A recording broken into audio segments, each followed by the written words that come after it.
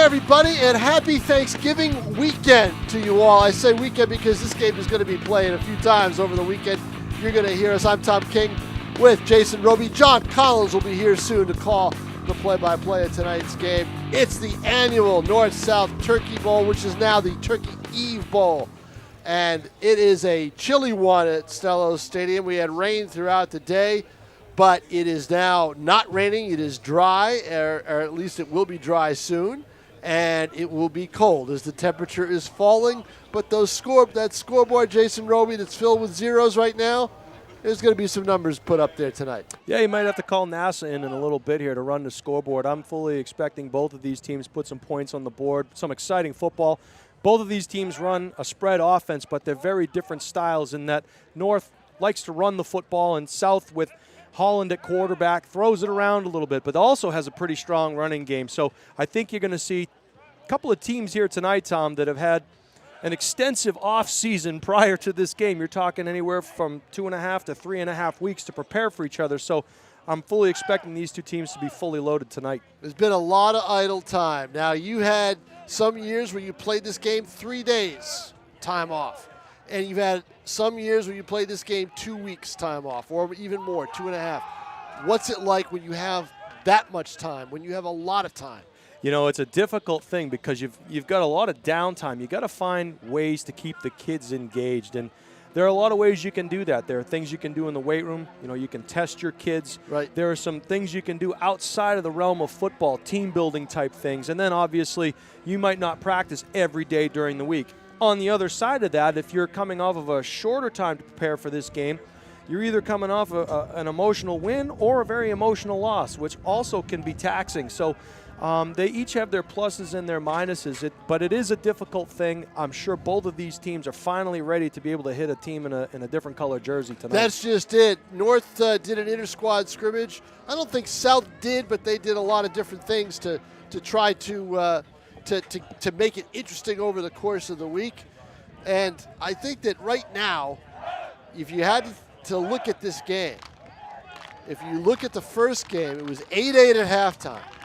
You know, North had that long touchdown pass, you know, the catch and run, you know, by Austin Roulette. South, you know, they were, you know, their offense was moving, and they dominated the second half, Jason Roby. What did South do in that game differently in the second half that got them a 34-15 win during the regular season, a game that set the tone for the entire season? Well, I think you got to look at someone like Jalen Pacheco, who's a battering ram between the tackles, and right. That's 220 pounds downhill, full speed coming at you, and he can wear out a lot of defenses. Talking to Coach Knight tonight, he was a little banged up in the Pinkerton playoff game, but he's full speed tonight and ready to go. So I think he's a difference maker. And you know, when you have a player like Pacheco who can run downhill so hard, you got to put more people in the box. What that does is it frees up some of your receivers downfield, and Holland was able to put the ball on some of those guys and extend some drives. So tonight, obviously, you know, the big deal is going to be you got to stop that run. You got to stop Pacheco first and foremost, and then you have to be able to contain Holland, or else it could be a long night. You know, I talked to both coaches as you did during the week, and they both said, you know what, anytime it's the last of anything, it's a big deal. Right. And this is the last game for a lot of good seniors. R.J. Jenkins for North, Sean Holland for South, and that they topped the list. Sure. And there's a long list underneath them. What's it like for the seniors when you're coaching them, as you coached in this game before? What's it like in the days leading up to the game and during the game for these guys that are out here for the last time? Because as Scott Knight said, a lot of these kids may never play football again. And as a coach, you always stress the importance of, look, you have another opportunity next week. You have another opportunity next week. There are no more opportunities for a lot of these kids. It'll be the last time they put the pads on, the last time they play organized football in a setting like this. It's Stellos Stadium under the lights. And so for a lot of these kids, it's the last time they're ever going to be in an environment like this. And it's very difficult. You know, there is no tomorrow for a lot of these kids. And it's a culmination of 4 years of hard work. And so anybody that ever says, you know, a game like this is an exhibition game and it doesn't matter. You know, Coach Lorendi told me something real interesting last week. He said it matters at the end when you either win or you lose. And I think to every player out there and every coach out there, it does matter. And otherwise we wouldn't be here. So I think you're going to see all of these kids from both sides of the river give their best tonight and try and represent their school and really use it as a springboard into the offseason and into next year. The lights are on. It's nighttime. This is the second year that we're doing a night game the night before. I think a lot of people like it that are involved in the game. They don't, they get their Thanksgiving off in a way and the whole bit. What did you think about this, the night game? I think it's great. And a lot of it has to do with the fact that families travel. A lot of plans have to be altered when on Thanksgiving morning, you have to come here. Look, times change. Opinions change. Right. You have your diehards that think, we play Thanksgiving morning. Then you have people that say, look, we travel. I think it's the best of both worlds. You get night football. You get two, teams that have a great rivalry now since 2004 going at it. I think it's a wonderful thing to come here on a Wednesday night. I've already run into a few of my former players. It's great to see them come out for the game. Right. I think it's great. And I think that, anytime you put the lights on, it brings something out special in all these kids. The two teams, South, you look at them as offense. I thought in the second half of the season, North's defense suffered a little bit. Yeah. What will they try to do to remedy that in this game? Well, you run your system, and that's the big thing. You have a system with a sometimes you have a contingency plan, but you really primarily stay in what you're comfortable in doing. There's a lot of film out there on both these teams, so after watching, sometimes your weaknesses can be exposed a little bit. You can see how teams adjust to motion. You can see how they line up to certain formations, and then you try and take advantage of that. And so that's the advantage of using today's technology with the huddle sideline and all the video software out there, that you really can break down your opponent. And I know, talking to Coach Lorendi this week, he actually had some of his kids breaking down some of the Nashua South stuff to really keep them engaged. We talk about what are some things you do. Well, he had them break down some of the South offense, and some of the players came back with a whole lot of insight. That's a good idea. And if you do those kinds of things, you do keep your kids kind of engaged. You keep your kids kind of moving. You keep your kids working. You do a lot of different things to try to make it different. But one thing that hasn't been different over the last couple of years is this South team can score points. In bunches.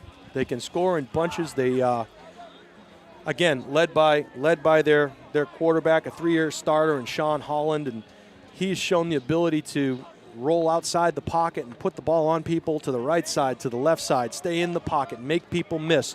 So the big thing, I think you mentioned earlier, what the North defense really has to focus on, in my opinion, and after having played some really good quarterbacks in this North-South rivalry, most recently, you talk about Trevor Knight, the quarterback for UNH, who will be playing the first round of the playoffs this weekend at Wildcat Stadium in Durham.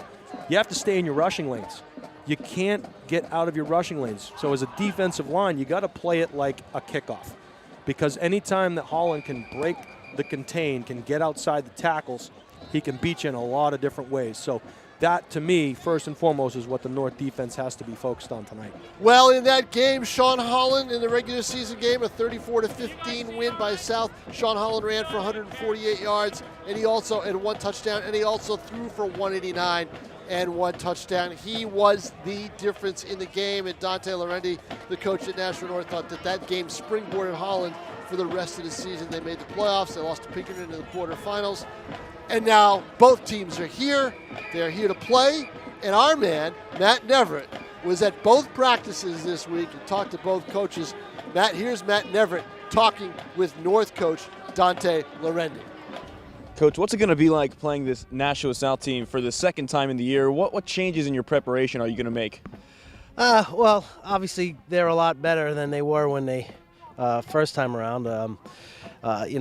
We have to get better all around than we did the first time. We didn't do a great job offensively moving the chains, and we didn't do a good job of limiting their big plays. So we need to do a lot better in that, and hopefully we can do that this time. And I know you're looking ahead to this game, but in terms of next year, you've got a very young team. How does that change your mindset going into the offseason, and what really are your expectations moving ahead? I think any offseason, just the expectations ought to get better, get bigger, stronger, build a lot of team camaraderie, you build these guys together so we have something to look forward to for next year. It is a very long offseason, so you try and enjoy the football stuff when you can, and hopefully we can improve in that area. And your last game was against Keene on the 28th of October. You're not going to be playing until the day before Thanksgiving. What challenges does that long break present for you and your coaching staff? It's tough because you're going nearly a month without playing football, so just keeping the kids' interest consistently, especially with the other sports starting now and open gyms for basketball and wrestling and hockey. So the biggest thing is kind of keeping them focused and letting them realize we have another game and another opportunity to go out and compete. And speaking of specifics, what did you like this year about the development of your quarterback, Mike Loveless?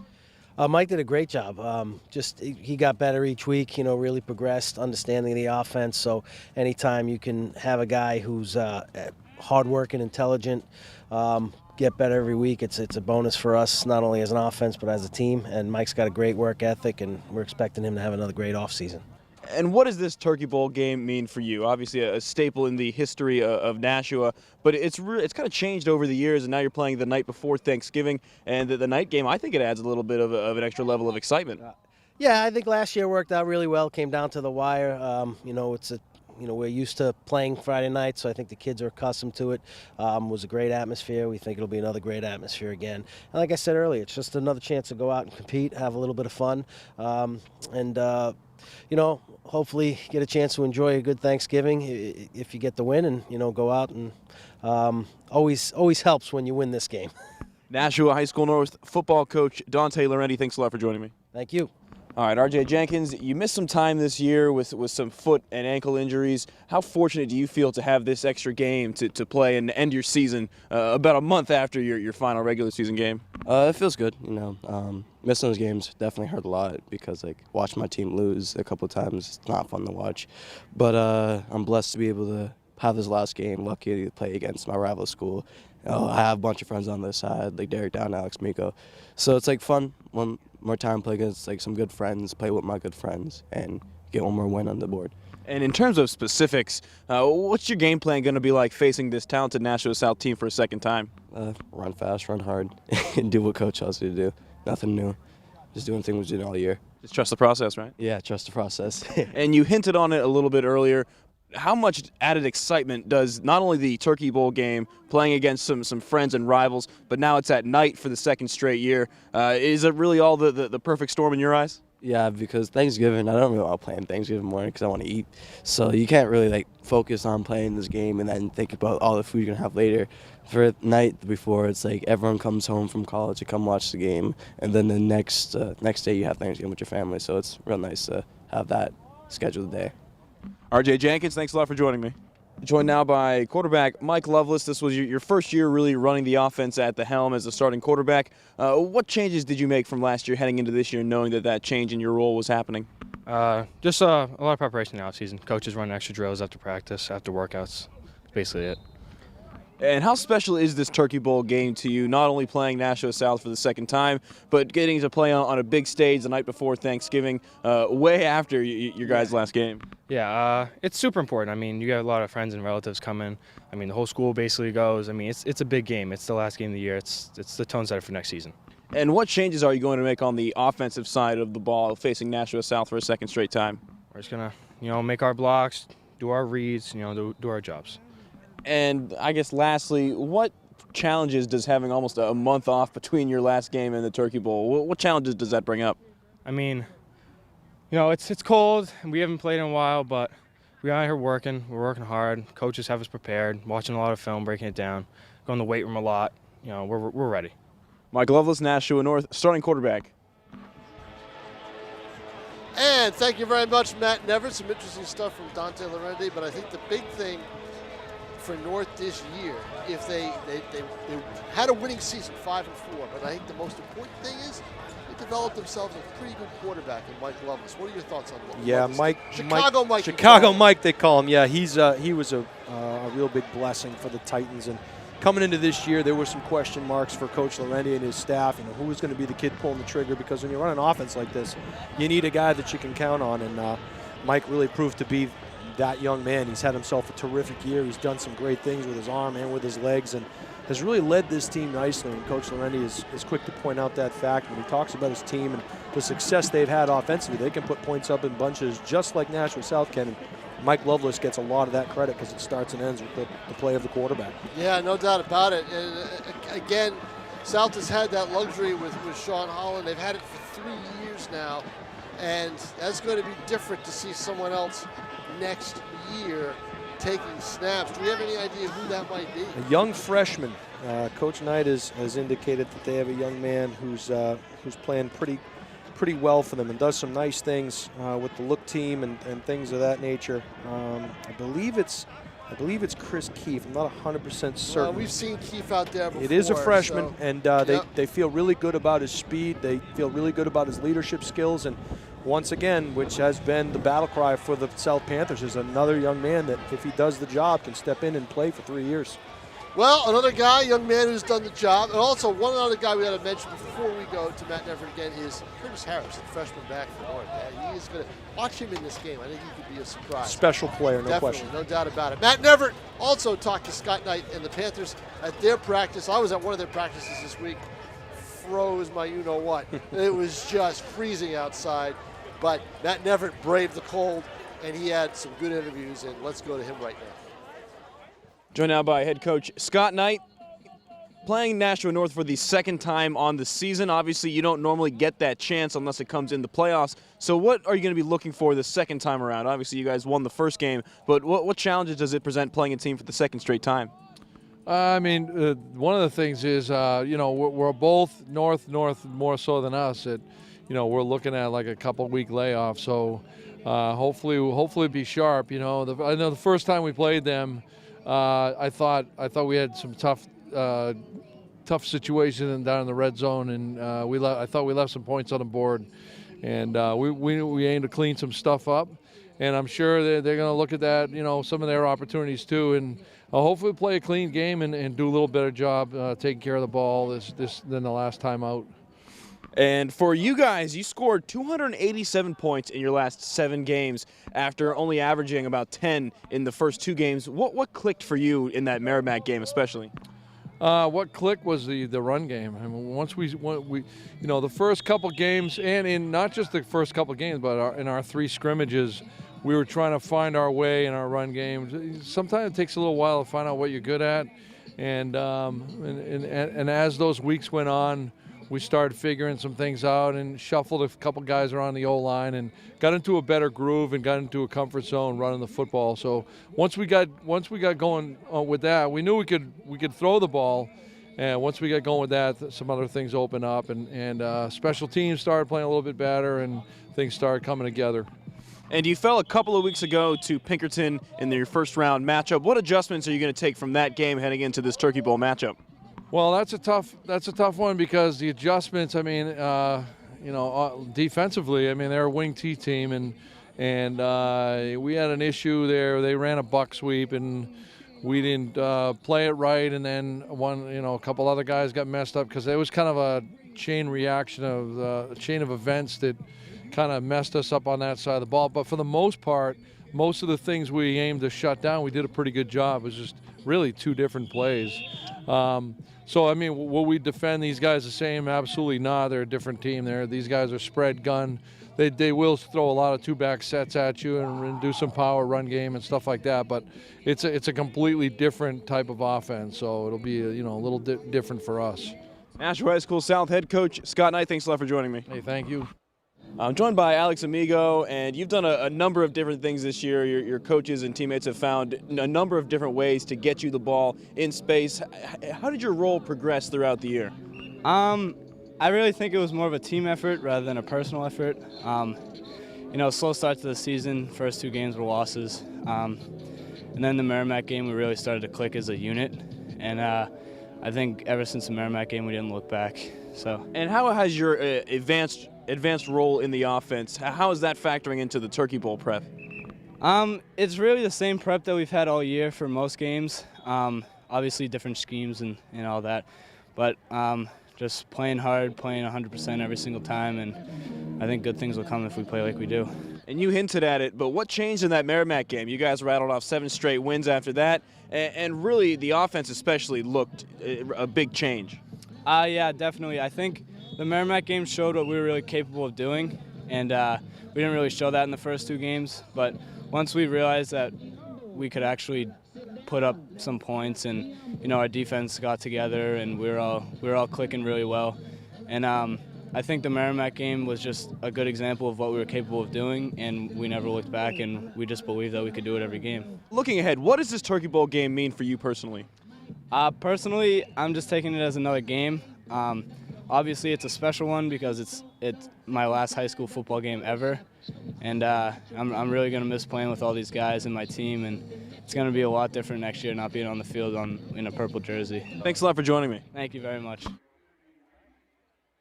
I'm joined now by Sean Holland, and your season really can be defined by the first 2 games and then the 7 games afterwards. What clicked for you guys in that Merrimack game that sparked you on that offensive run that really led to your success this year?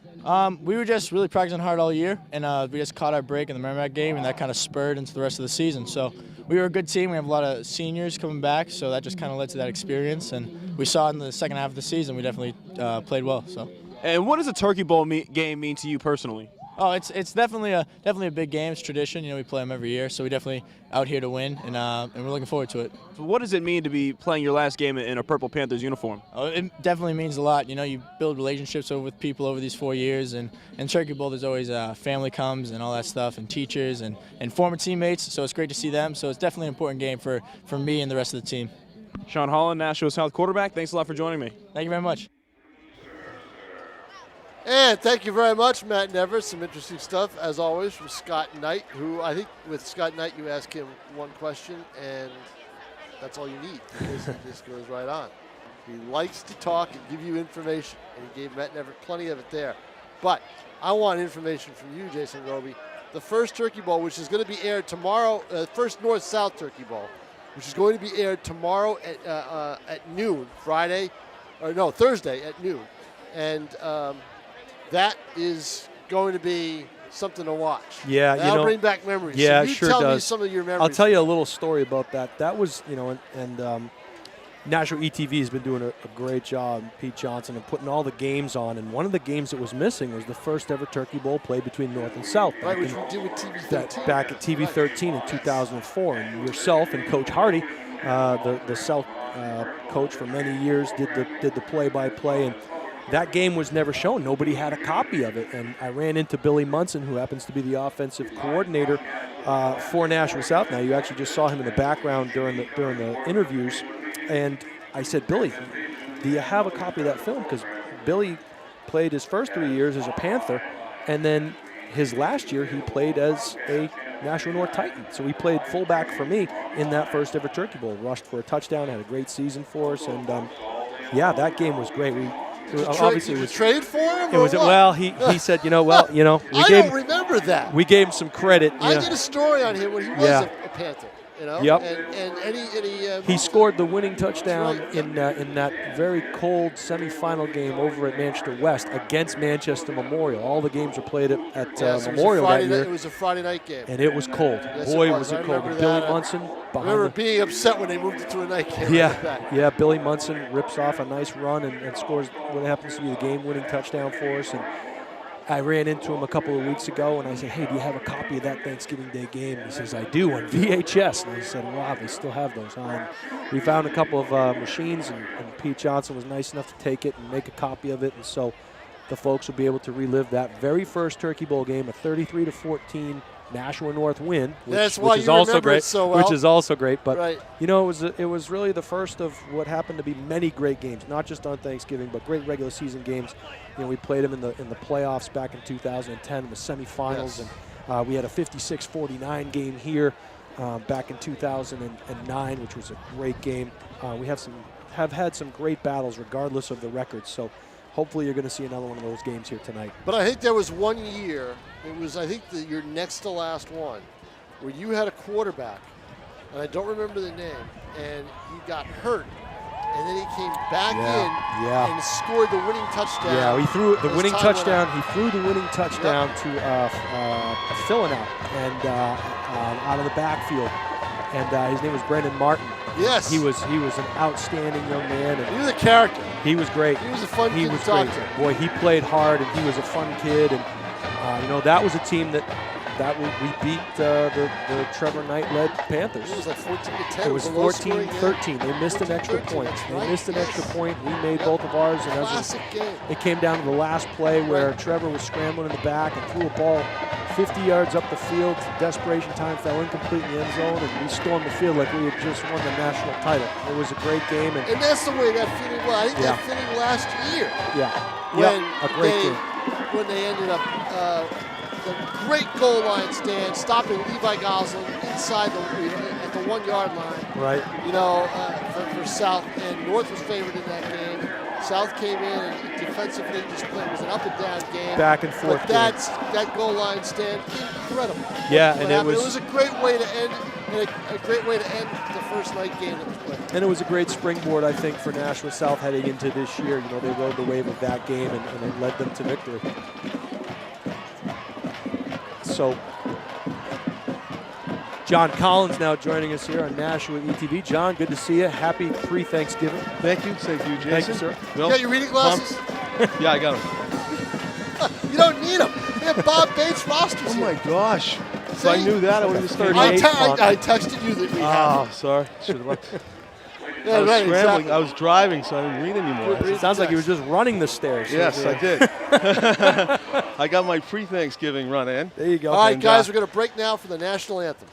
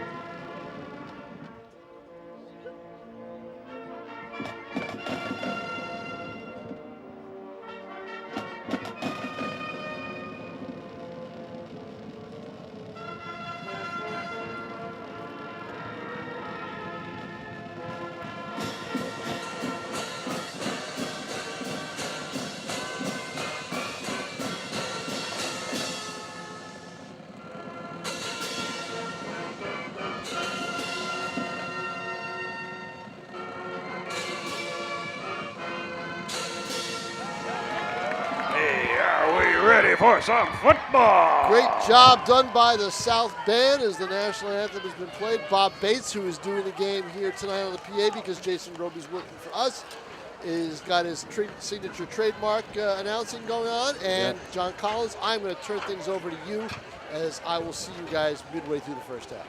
Thank you, Tom King. Thank you for your wealth of knowledge as always. Pleased to be joined by Jason Roby for this Turkey Bowl. Jason, who was down on the sideline for several of these games. What's it like? I'm sure Tom kind of went over with it already. Yeah, you know, the big thing is it's the last one, right? So it's really the springboard into the next season, and it means a lot to a lot of these outgoing seniors. This is the game that they all come back for after they've graduated, and they'll meet here.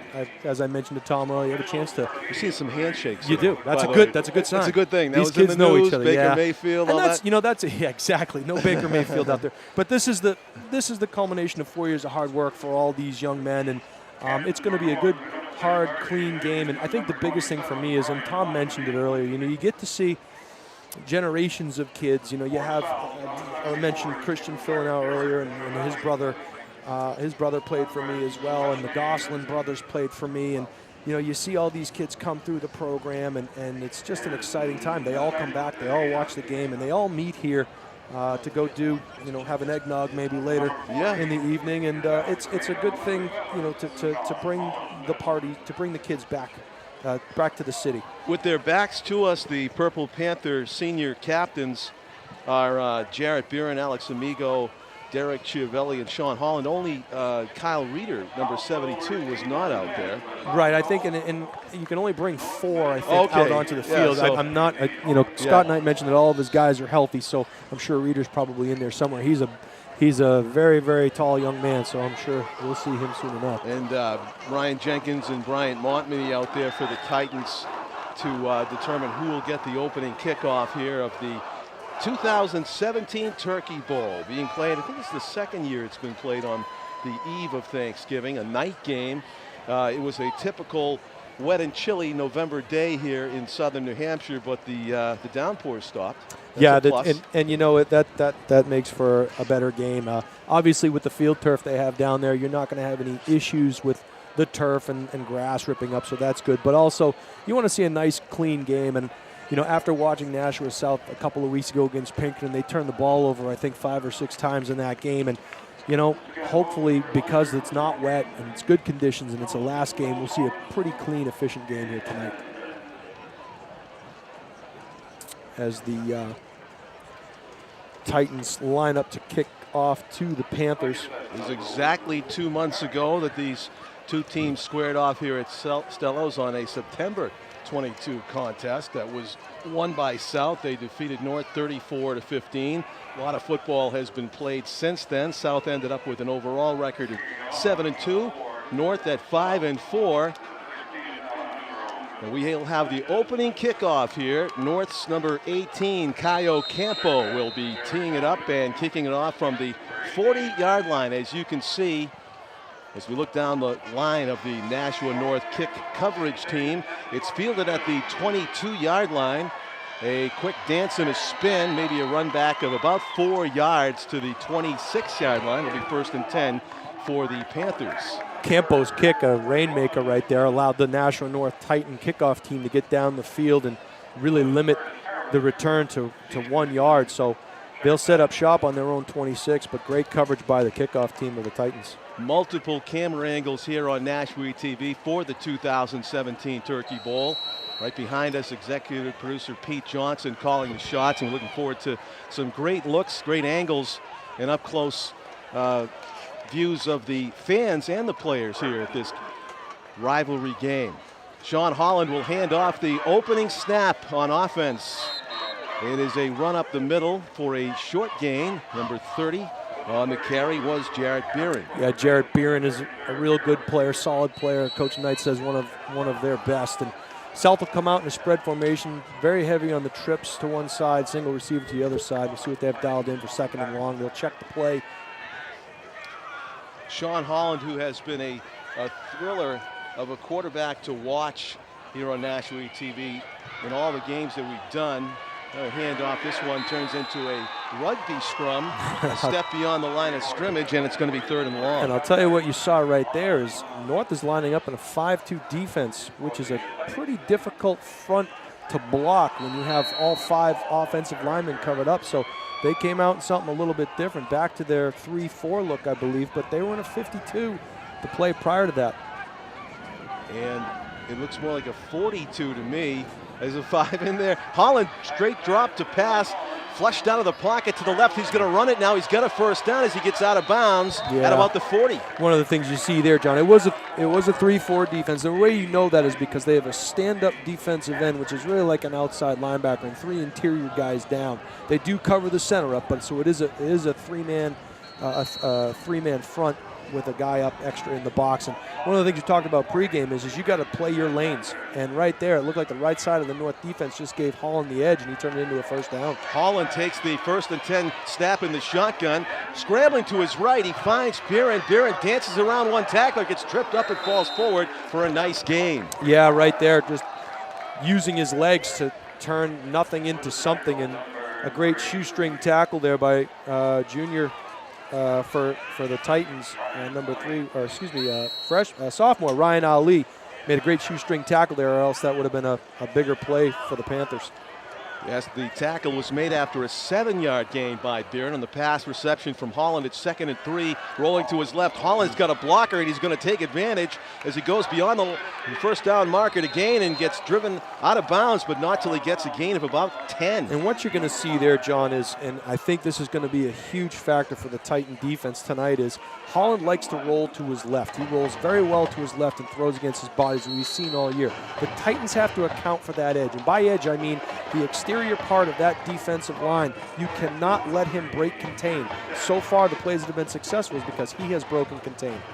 Holland will hand off to the man in motion. Trying to turn the corner is Derek Downing. Downing might have gotten back to the line of scrimmage, but he now appears to be in pain. Paid the price for a long run, but no real gain on the play. Credit to the North contained defense. Great play there by number 21, Curtis Harris, one of the true freshmen for North who starts for them. He is a great player and should have some great years in front of him here for the Titan team. And he just came and did what we call run the alley. He filled that lane really well and made a loss for the Panthers. Derek Downing holding his left elbow. Holland's going to scramble to his left, squares up, looks to pass, had a man slightly open down the field. That was John Champa, but good coverage by North. Nothing much there to look at for Holland. Yeah, it looked like they had all the zones pretty well covered, and the defensive end on the right side of that Titan defense looked like he came inside of a block. You've got to maintain your gap. You've got to maintain your leverage, and that's the one thing I just keep seeing here on film. As you can see, South offense looking to the sideline to their coaching staff for the Panthers. Now they're going to set up trips into the boundary here.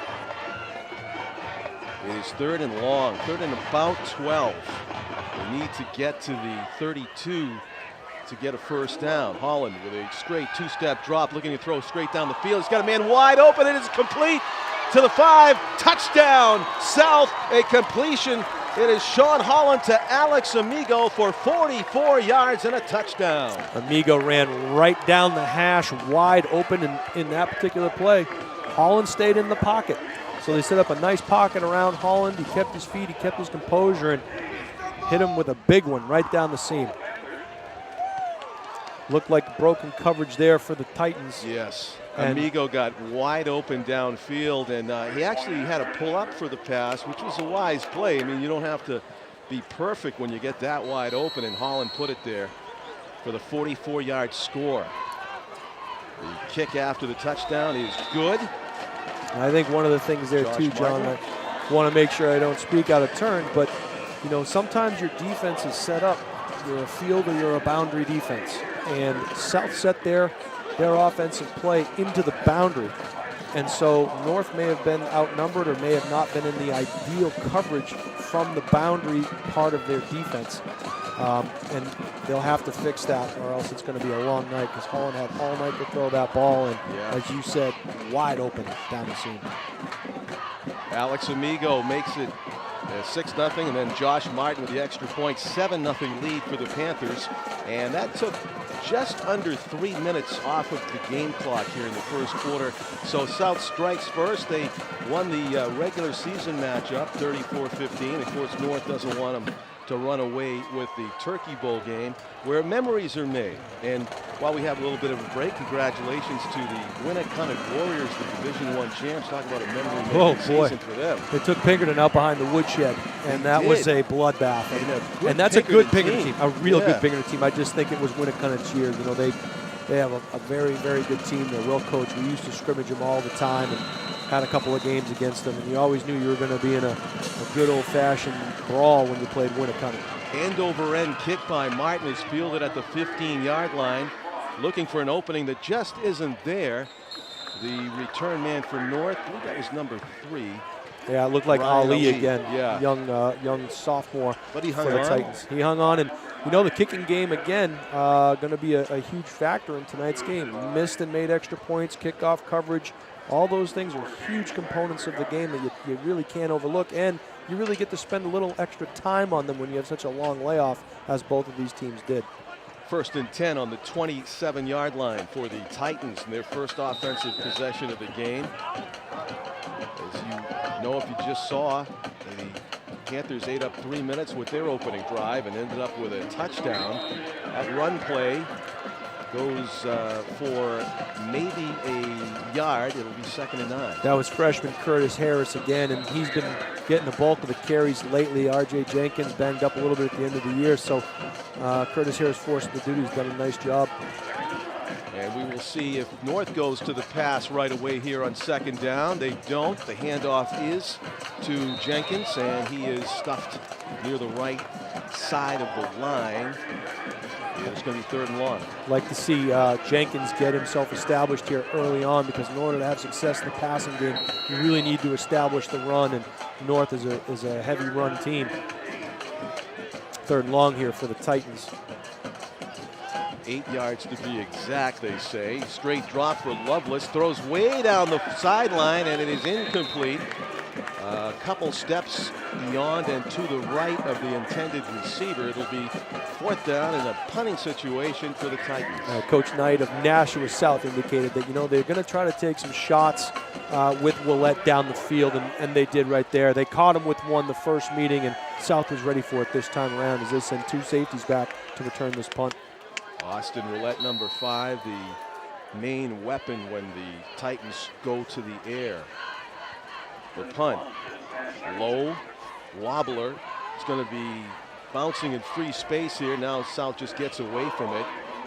A slow roll will take it to the 36-yard line. So decent field position for South on their 2nd offensive possession of the game. Part of the reason why you put those 2 safeties back there is because you want to set up some kind of a return, and those low kicks are great kicks to return, and unfortunately for South, they didn't pick it up, but as you alluded, they'll set up a pretty good position here on their own 36-yard line. Sean Holland has that quick strike ability at quarterback for the Panthers. He's impressed us with his arm strength and accuracy throughout this 2017 season. South in a 2-by-2 here. Here comes a stretch play. Amigo gets the handoff. He's trying to slice his way through the defense. Maybe gets a couple. It'll be 2nd and 8. Looked like Harris again up from his safety position to make that play for the Titans. Minimal gain, setting up a 2nd down and about 7.5, 8 yards for the Panthers. Again, they go to their 2-by-2 set. And again, Holland in the shotgun. Probably looking at some kind of a counter play here back into the boundary. We'll see. Might have changed the play there at the line of scrimmage. And the handoff to the lone running back goes nowhere. Good defense by North up front. Yeah, the interior front of North was ready for that. Just an inside zone run play there that was sniffed out pretty easily by North. Good for a couple yards, so 3rd and 6. Pretty big play here for both teams. Good look at the fans that have braved the elements here at Stellos Stadium for the 2017 Turkey Bowl. Still in the 1st quarter, just under 7 minutes to go. South with a 7-0 lead, trying to add to it here on 3rd and 5. Holland pulls it down. Now he'll throw it. He's got Amigo for a 1st down over the middle. Yeah, Amigo with a great catch there, and Holland got some happy feet, but one thing he did is kept his composure. There was a nice pocket set up around Holland, so he really could have done 2 things there. He could have tucked it and ran, but saw Amigo wide open down the field and hit him with the pass. Yeah, that was a pretty good campfire area there around Holland. Great protection. Everything but the marshmallows. Yeah. But his offensive line did the job and gave him extra time. The keeper, Holland, is tackled in the backfield. That could go as a sack. That's a designed run play there by the quarterback. There were no intentions. It was just a quarterback keep, and North had that sniffed out pretty well. Loss in the play, set up 2nd and about 11 for the Panthers.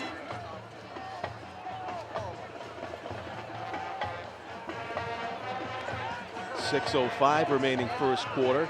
Sean Holland looked to his sideline, got the play call. As you can see, full complement of timeouts remain for both teams, 3 apiece. Holland is going to pull it down and run with it. He is well past the 1st down marker. Flag flies behind him. 2 flags fly, and this may be coming back as he goes into the end zone for what on the surface appears to be a touchdown, but we'll have to check the penalty flag. Great run there by Holland, and that all starts with, and I sound like a broken record here, but you can see it as plain as day.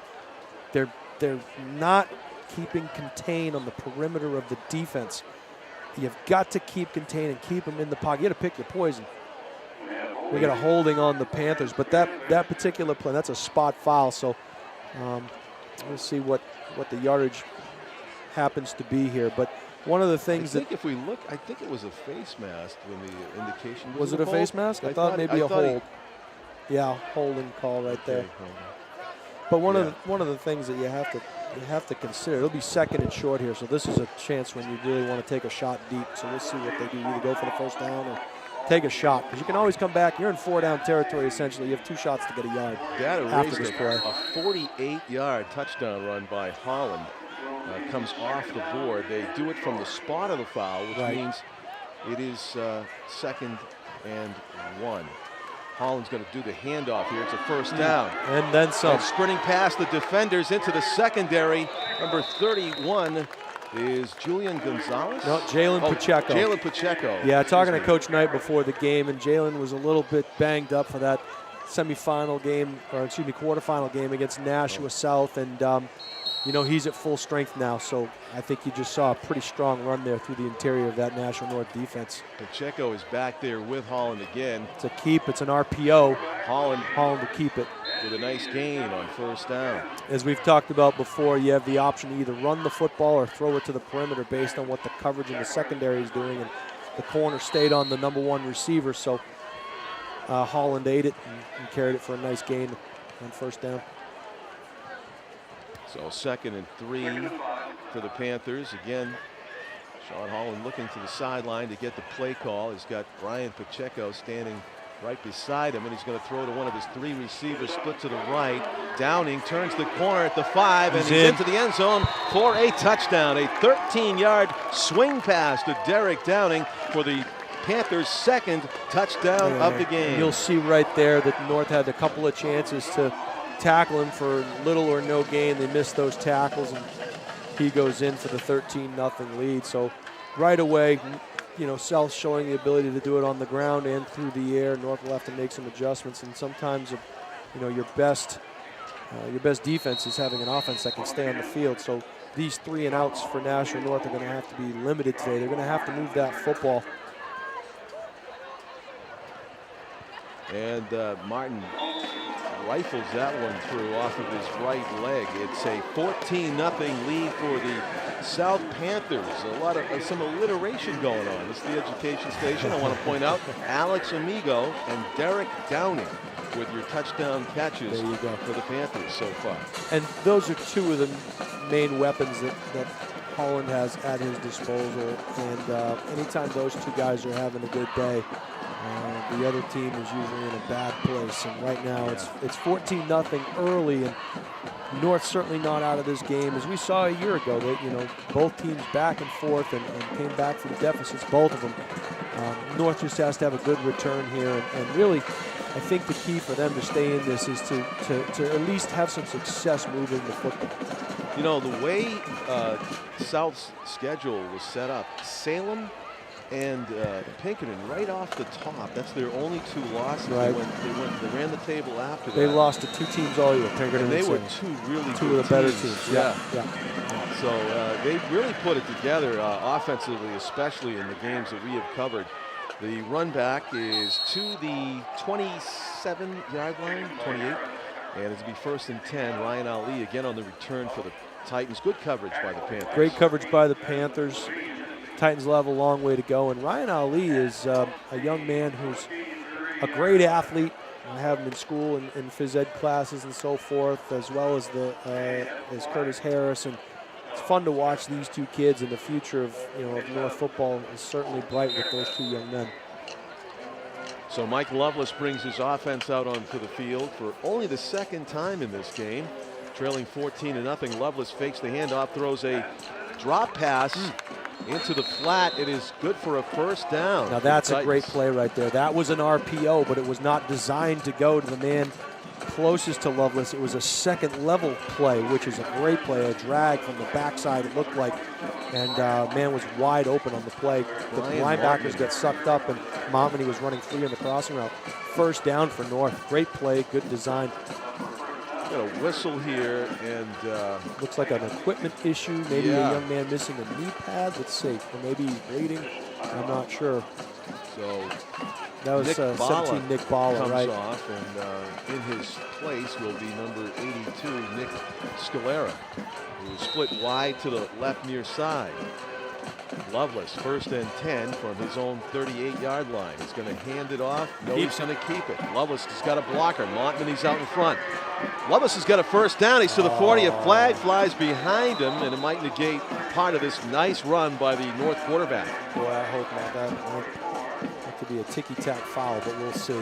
Great run there by Lovelace, directing traffic, pointing Montmany out in front, and a nice play and a good design by the Titan offense. And it looks like they are going to call a block in the back. Yeah. A lot of times, and that's a tough one too, because if you're engaged with the player while they're facing you and they turn and you're still engaged, that's not a block in the back. But it appears that the back was hit initially, and so that would turn into a block in the back. Another spot foul. We'll see if it takes them back inside the first down marker to gain, and it just barely does. It'll be a 1 yard to gain for the first down here for the Titans. So not all bad news, despite the block in the back penalty. And again, it's going to be short yardage to go here, so be interesting to see if North takes a shot. So they still call it first down? Is it Jason? What are they saying, first down? They replay the down? Anytime he can take an extra down, it's not going to matter because he's going to go for more than that. Well, that is a nice Curtis run Harris. outside. Harris had plenty. He turned the corner. He'd already gotten the first down, and he got some more, a lot more. It'll be 1st and 10 for the Titans inside the south half of the field. Yeah, these young players are real exciting for the Titans, and both teams have some really good young players that have shown some flashes of being, potentially pretty good down the road here for their high schools. It's a 1st and 10 for the Titans from inside South Territory now, so hopefully they can sustain this drive and get some points out of it. We're exactly at the 4-minute mark as the clock rolls down here in the first quarter. North wants to cut the lead and the deficit in half. They trail South 14-0, but great defensive line play by South, and Holland's keeper, Loveless keeper, goes nowhere. That looked like a play they call wrap, where they actually trap for the quarterback. They get action going one way and they run the lineman the other way, and it opens up a nice hole for the quarterback to go right up the gut, and was well played by the South defense there. So 2nd down and 11, a 1 yard loss on the first down play. Loveless to his left, eludes a sacker, breaks to the right. He's got 5, he's got a blocker, he's got a first Great down. block right there, he's got more. Loveless stumbles out of bounds, but after a huge gain of about 23 yards. Hey, I'll tell you what, the kids never gave up on the play. The interior linemen stayed sustained in their blocks, and second level blocking by the Titans also provided more real estate for Loveless. So a great play on a broken play really for the Titans. First down inside the 20. Let's see if the Titans can do anything inside the red zone. It was indeed a 23-yard run for Mike Loveless, and it's 1st down and 10 at the 19-yard line. North trailing 14-0 here in the first quarter of the 2017 Turkey Bowl, with a sense of urgency, trying to get some points and make a game of it. Their first down carry off of the right guard, right tackle gap, and it produces about 5 yards. Looked like Harris again, I think. It was either Harris or Montman, not sure. But the most important thing there was he got downhill right now. What we mean by that, there was no dancing in the backfield, John. He ran straight ahead, found his hole, and hit the hole. And sometimes if you dance too long back there, it can really negate a good solid run. A good solid run on first down. So we have another issue, looks like, with Bala again, and an equipment issue again. So they're looking at it. I don't know if it's a knee pad or a knee brace that they're looking at, and they're talking to the North coaches on the sideline, and they're sending Bala out of the game again for, I don't know if it's some kind of an equipment infraction. And again, Nick Scalera comes in to take the place of Bala. It's a knee, I believe it's a knee pad situation, John. I don't think, not sure if the young man was wearing a knee pad or one that maybe wasn't big enough. 2nd and 5. Loveless will hand it off, and over left tackle this time, very close to the yards to gain for the first down, maybe just a little bit short, was number 21, Curtis Harris. Harris again just getting up the field, and nice run on first down. Or excuse me, on 2nd down, 3rd and 4 now. 3rd and 4, right.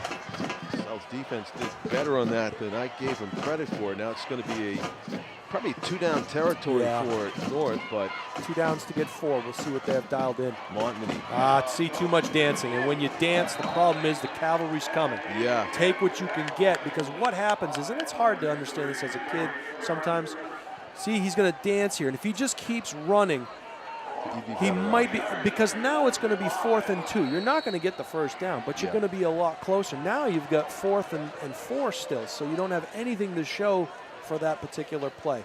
Better to be 4th and 2 than 4th and 4. Obviously, North going to go for it here.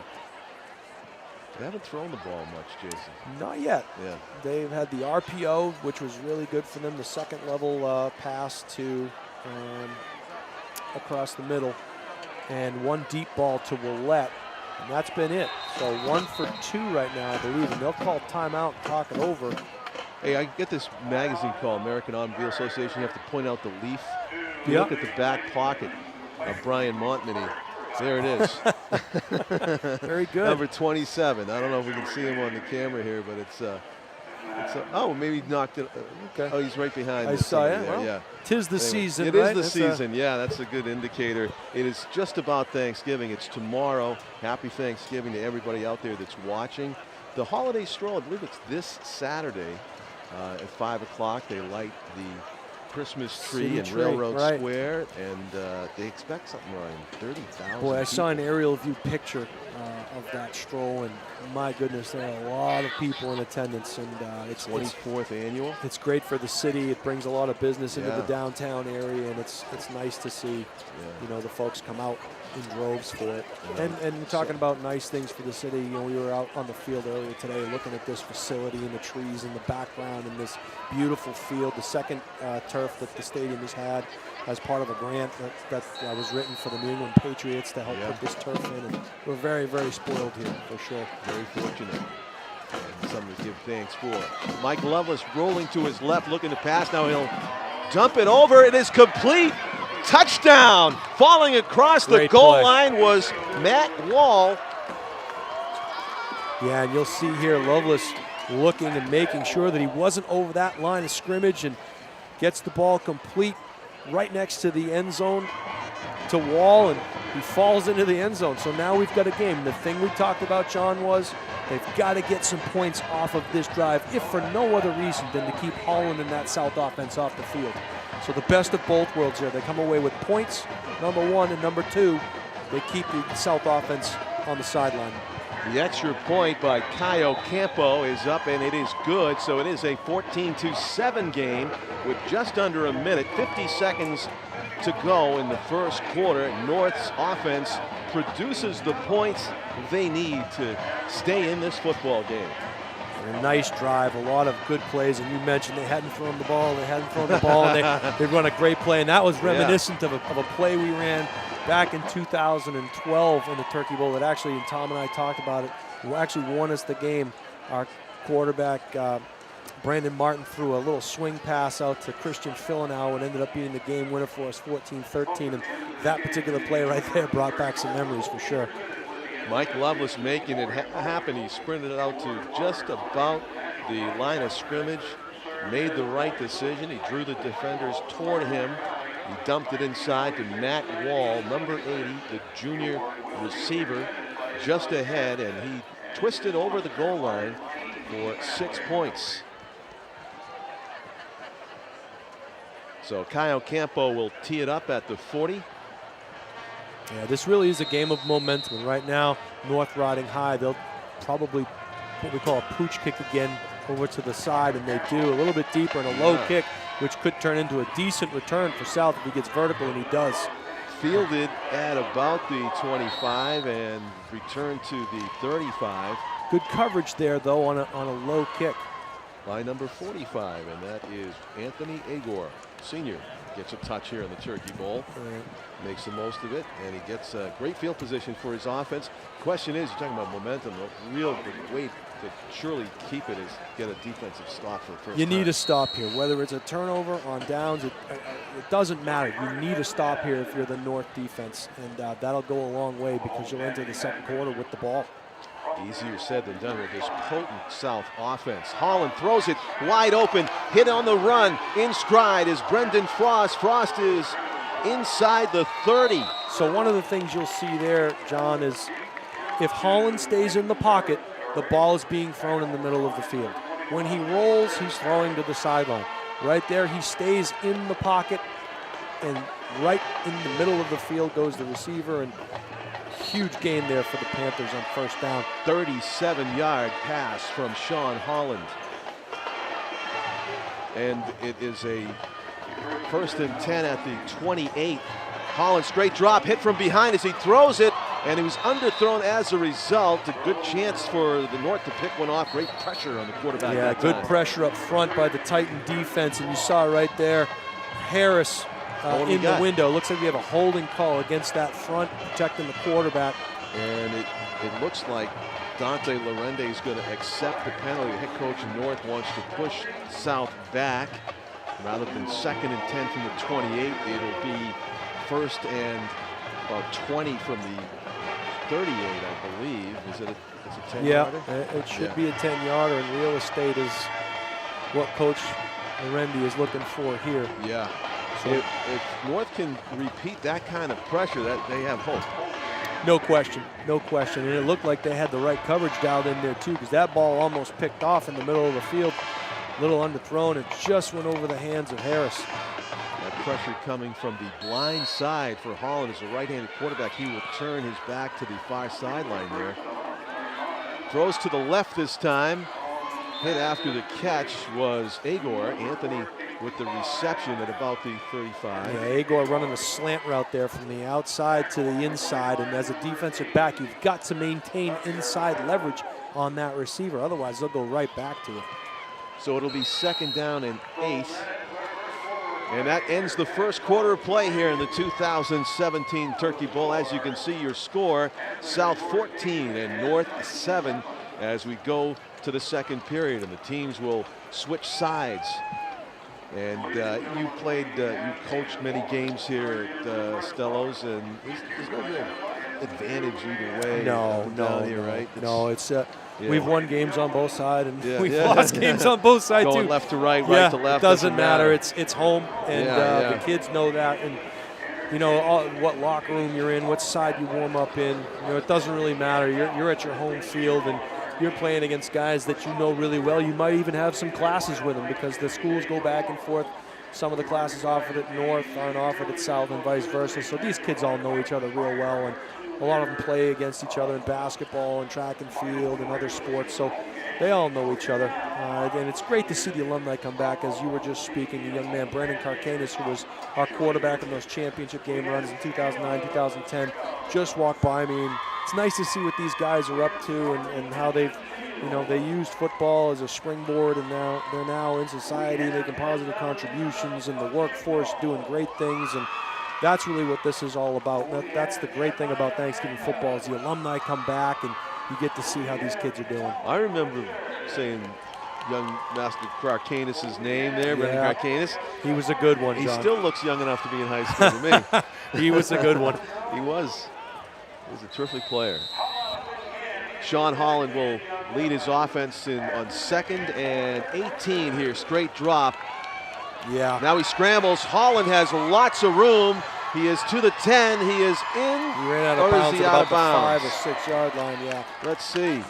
But again, Holland, real great good decision. Real good job, except for the fact nobody at the second level wants Holland scrambles. And sometimes you have a spy. You see he runs out of bounds right there at about the 5 yard line, and it looked like bad leverage on with the spy on Holland, but turns nothing into something. Yeah, so much for 2nd and 18. It's 1st and goal now. When you have a dynamic quarterback, as South has had what seems like forever, they make those plays, and things that should be 5-6 yard losses or no gain turn into 40-yard runs. One step drop. Holland fires over the middle, incomplete. The flag's going to come out. They're gonna call pass interference here. I don't know if we can see it on replay or not, but he runs out. Here comes a little pick route there. No, a rub route. Oh yeah. Yeah, he just gave inside right leverage again. You cannot give the outside receiver inside leverage. You're gonna get beat every time, and it's the first thing you talk about. Austin Willett on the coverage of Brendan Frost right there. Frost got inside of him, and it looked like the right arm spun Frost a little bit. Austin Willett was right in front of the official too. It's an easy call. I mean, I was a defensive back, so I probably wouldn't have called it. But again, you look up top of your screen here, and you look at the alignment. Willett now backing up. You never want to back up on the goal line. It is a quarterback sneak from yard out, and it's good for a touchdown for Sean Holland. Yeah. So South answers right there with a big drive, big run by Holland, and he finishes it off to go in for the score. Sean Holland, hey, he deserves to get a touchdown, you know. He's he's earned it. He's earned it. He's been a part of some pretty good teams here, and he's got the hold on this extra point. His father, of course, Jerry Holland, team trainer for many years. And the kick is partially blocked, it looked like. And I'm not sure if he got that ball down in time. It almost looked like he kicked it before he put it on the block. So it's 6 points, not 7 for South on this trip down the field, but yet they have scored on their first 3 offensive possessions, and that's been the story of the 2017 Turkey Bowl to this point. Scoring their first 3 times they touched the ball, 20-7, and North's defense has yet to be able to solve Sean Holland and company. I think the most frustrating thing, and again, having been a part of it sometimes with some of the players that we faced, you seem like you have everything drawn up just right, and then the one thing you can't account for sometimes is the great athleticism of somebody on the other team. You know, you have all of your lanes filled, you have somebody to account for the player should he break out. A play that should be a minimal gain or a loss turns into a huge run, and those are backbreakers sometimes because, you know, you practiced the last couple of weeks to stop those very things, and they still have success with them. So those are tough. Right. You get an athlete like Sean Holland, and you get a field that's 52 yards wide, and he makes things happen. It's hard to cover every square inch. And that was a terrific run on 2nd and 18 to make it 1st and goal from the 5 is the key play of that drive. And that kick right there for South's going to go out of bounds. It'll result in a penalty. We'll see if Dante Lorendi makes them kick the ball over or if North will just take possession. And right now it looks like they're just going to take the ball on the 35-yard line. So decent field position here, John, for the Titans as they start their next drive. And I think, again, you got to keep pace with this high-scoring offense of South. They've got 20 points here in the first quarter. You know, really, really the first quarter, 20 points. It didn't take long in the second quarter to get in. So North has to come away with some points here. Lovelace is in the shotgun on 1st and 10. He's going to hand it off. Bouncing outside is Jenkins, but he is pulled down behind the line of scrimmage for a loss on the play. Terrific defense by South on the pursuit. Yeah, it looked like Maldonado, number 44, was in there to serve as a lead blocker, and South had that play pretty well scouted, knew what to expect, and Jenkins goes for a loss. So and you see 22 Tyler Bernard with the tackle on the play, flinging Jenkins down for a loss of 2. Negative plays on 1st down is like the cardinal sin. You never want to go negative on 1st down. 2nd and 12 for Mike Lovelace and the Titans offense. The handoff. And that's going into a pile of purple. The ball is in the hands of John Champa right now, and no indication from the official that there was a fumble. He ripped that ball right out of his hands, and they're just going to say 3rd down, Nashua North. So I think the Titans came away. They might have gotten a little bit lucky there, I think. Yeah. Right. It was a big scrum, and you never know when that ball left possession. So it's going to be 3rd down and 12. No gain on the play, but no fumble either, fortunately for the Titans. We talked about those alumni players standing down on the field. You can see them a little bit in the screenshot. They're all wearing their varsity jackets. Lovelace with a 3-step drop. Is going to throw it. It's complete in the flat, but taken down is Montmany at the original line of scrimmage. Good defense by South. That was Alex Amigo on the coverage and the tackle. It'll be 4th down and 10, and a punt coming up for the Titans. And another sign there that you just never want to go backwards on any down, but 1st down really throws a wrench into things, because that play on 1st down makes it a 2nd and 6, which is a manageable play. When you're going 2nd down and 12 or 13, it really changes the outlook of what you're going to call offensively. Sam Nichols is punting for the Titans. Lets it go at about his own 25. Low kick bounces forward and rolls to the 40. And South choosing to use only one return man deep there on that particular punt. Tanner Floyd let it roll to a stop at 40 at the 40-yard line. Advantageous field position again for South on 1st and 10 with 9:35 to go in the first half of the 2017 Turkey Bowl here at Stellos Stadium. So this really is a big series for both teams. North has to keep South from putting this thing in the end zone. And South really can put themselves in great position for the rest of this first half anyway if they can get 6 out of this. 3 out of 3 touchdowns on possessions, and we're trying to make it 4 out of 4 here as the handoff to Jalen Pacheco yields big yards on 1st down. And he's a big, strong runner right up through the middle of that defense. And when he gets ahead of steam, when he doesn't get touched till he's 6 yards into the carry, you're in pretty big trouble. If your secondary is leading your team in tackles, it's going to be a long night. Jalen Pacheco is the proverbial load, heavy load to bring down in the middle. And he swings it out to Amigo. He gets away from a tackler, and he's down the field. Anthony Agor with the reception. And nifty work after he hauled it in. Looked like Campo threw it. I believe it was Campo threw a great block there. Not Campo, rather. Downing, rather. Excuse me. Downing threw a great block. And 18, you can see it. Again, the Titans have got to wrap up and tackle. They're letting these plays that should go for losses turn into huge plays for the Panthers. They have them. So frustrating for the Titans defense. Near misses. 1st and 10. Downing's got it dancing through the middle. He's got about 5. That's a design play by Downing there. They want to make it look like it's going to be a stretch outside, and then he ends up cutting it back up and in. That's a design run to the inside, and a good play on 1st down. Knifing up the middle, and a call it a gain of 5. 2nd down and 5 for the Panthers. Lots of time left here in the first half. And right now, South's offense showing no sign of being slowed down by the Titans defense. Straight drop for Holland, looking to his right. The check down receiver is Downing. Downing has maybe the line of scrimmage, the original line of scrimmage, and no gain on the play. And that's a win for the Titans, and I'll tell you why. Downing in space is a huge threat. He proved to be all year long, and that particular play, the Titans rallied up. They covered the deep routes really well. Holland went to his check down and Downing to the right side, and the Titans were up to the challenge. Minimal gain, if any. Tough task here for the Titans to try to deny South 5 yards to get the 1st down with Holland back there. But Holland pulls it down, and he's going to get dragged down just inside the 30.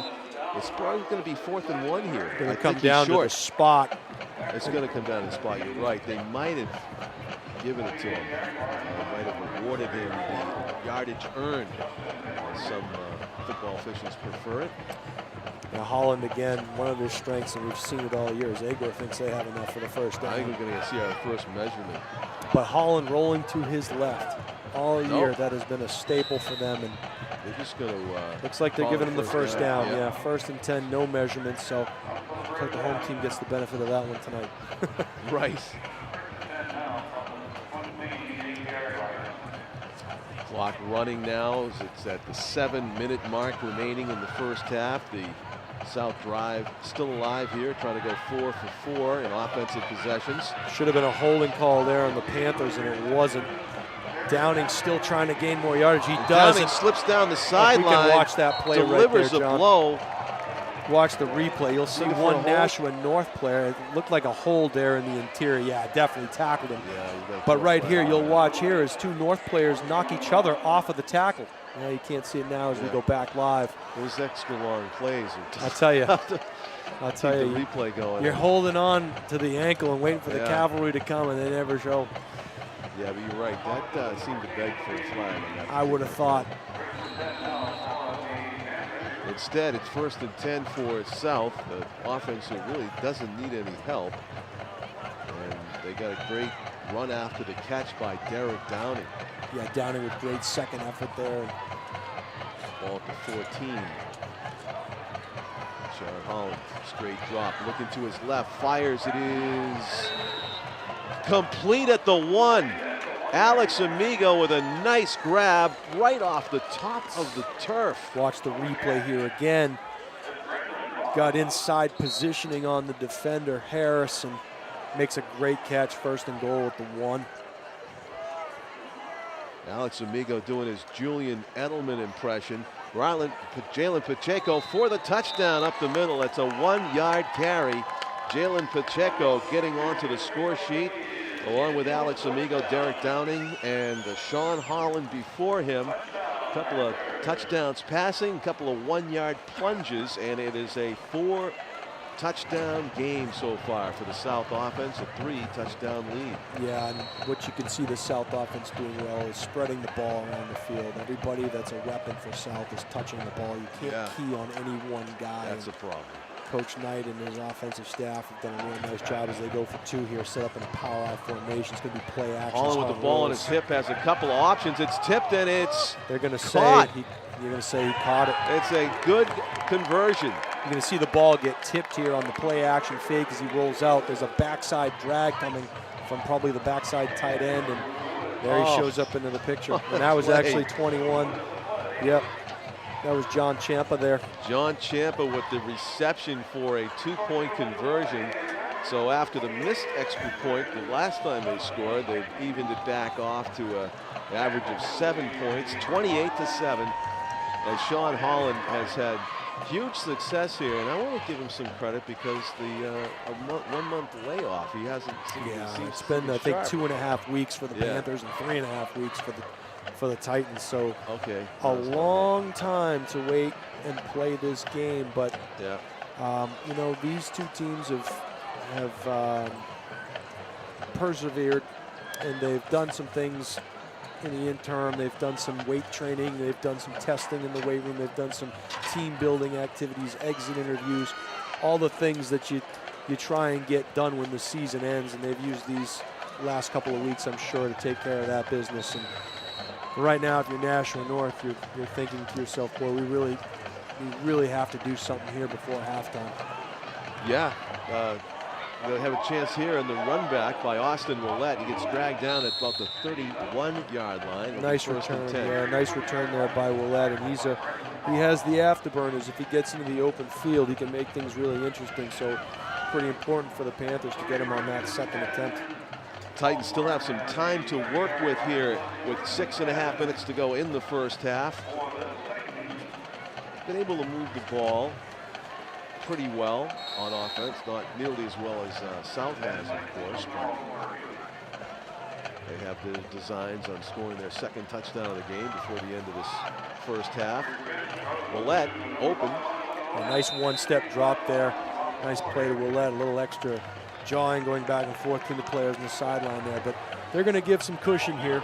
They don't want to get beat deep, so they're going to give up those, you know, those we call them now routes to the outside and try and keep everything in front of them. There was a job audition there for Alex Shoes by Alex Amigo. He's trying to rip the shoe off of Austin Willett. There you go. And he didn't appreciate that, but no blows exchanged. So it's that was good enough for first down. First down. So it's 1st and 10 at the 41. South at this point will give those up. They'll give up, you know, a 10-yard gain. They don't want to do is give the home run. And that's another example of the Purple Panthers defense swallowing up the North rusher, running back. It's a gain of 1, 2nd and 9. Well, it was R.J. Jenkins on the carry. This is, I can tell you guys from experience, it's not exactly bombing day. No, huh? However, friendly confines of the Stellos press box, it feels great up here. Yeah, it does, and it feels great down there for South right now. They're dominating. They can do anything they want offensively. You know, I think the most frustrating thing, Tom, and we spoke about this a little bit, is that there are times when North has them dead to rights, and they make something out of nothing. Yeah, the tackling is, you know, Derek Downing, somebody's got him by the ankle, and he carries him for 5 yards, and he gets loose. Right, and they knock each other off the tackle. Right, you know, defensively, North had issues, I thought, in the latter part of the season, the last third of the season. Sometimes not having a game in 3+ weeks too, you really can't duplicate the speed in a practice, and you know, you're not fresh necessarily in that regard. As they're going to take a shot at it right here. He had Montmany open. Yeah. And just overthrew him. Yeah, the matchup they wanted too. He was matched up one-on-one with a linebacker. Linebacker, right, exactly. I saw that too, yeah, exactly. But Montminy he's Duro, he's a prototype football player. And Coach Lorendi has said he's probably, their best football player, yes. pure football player on the team. And, unfortunately for North, they're going to have to punt this one away and give a boatload of time and the ball back to Sean Holland and company. No kidding. So punting situation for the Titans. And they're going to fake this one. And they fake it. And they he's got a first down. Nothing to Rumbling lose. up the field. Great what job. a play. Maldonado, right? Maldonado gets the direct snap. And I'll tell you, pretty well blocked right there. How about that? Nice block there by Willette. Just got tripped up. Terrific play call and execution. Kevin Maldonado, the junior, listed as a running back and a defensive lineman, a combination that you rarely see. Last time I saw it was a player named John Leon Goslin. Who was you put that running back, you make it an FB. It's a fullback. That's what it is. Yeah, that's a good point. Loveless slings there you one. go. It is completed. Harris. Wow, that reminded me of the Phillip Rivers throwing motion right there. Yeah, gunslinging type. Yeah. Doesn't matter what it looks like. The result is what we're looking huh? for. And Harris catches it for a great gain on first down. And I'll tell you right there, we said this, John, you've got to have positive plays on first down. Second and short, and again, your play opportunities from 2nd and 1 are limitless. If you're the defense for South, you've got to think, you know what, they might not just go for the first down. They might take a shot here, so they might loosen up a little bit on the perimeter. And that is a great look at 2nd and 1, right down the line of scrimmage here on Nashua TV. It is a direct snap. It's a Wildcat. It is a first down on the carry. Curtis Harris took the snap and got the yardage needed for the first down. You want the ball in Harris's hands as much as you can get it because he can do some things. He's very good defensively too. He's got the speed to stay with receivers. Yeah, North with the almost an inverted wishbone look with two lead blockers, no quarterback. So definitely a Wildcat formation with Harrison. We'll have to see if they have anything off of this play.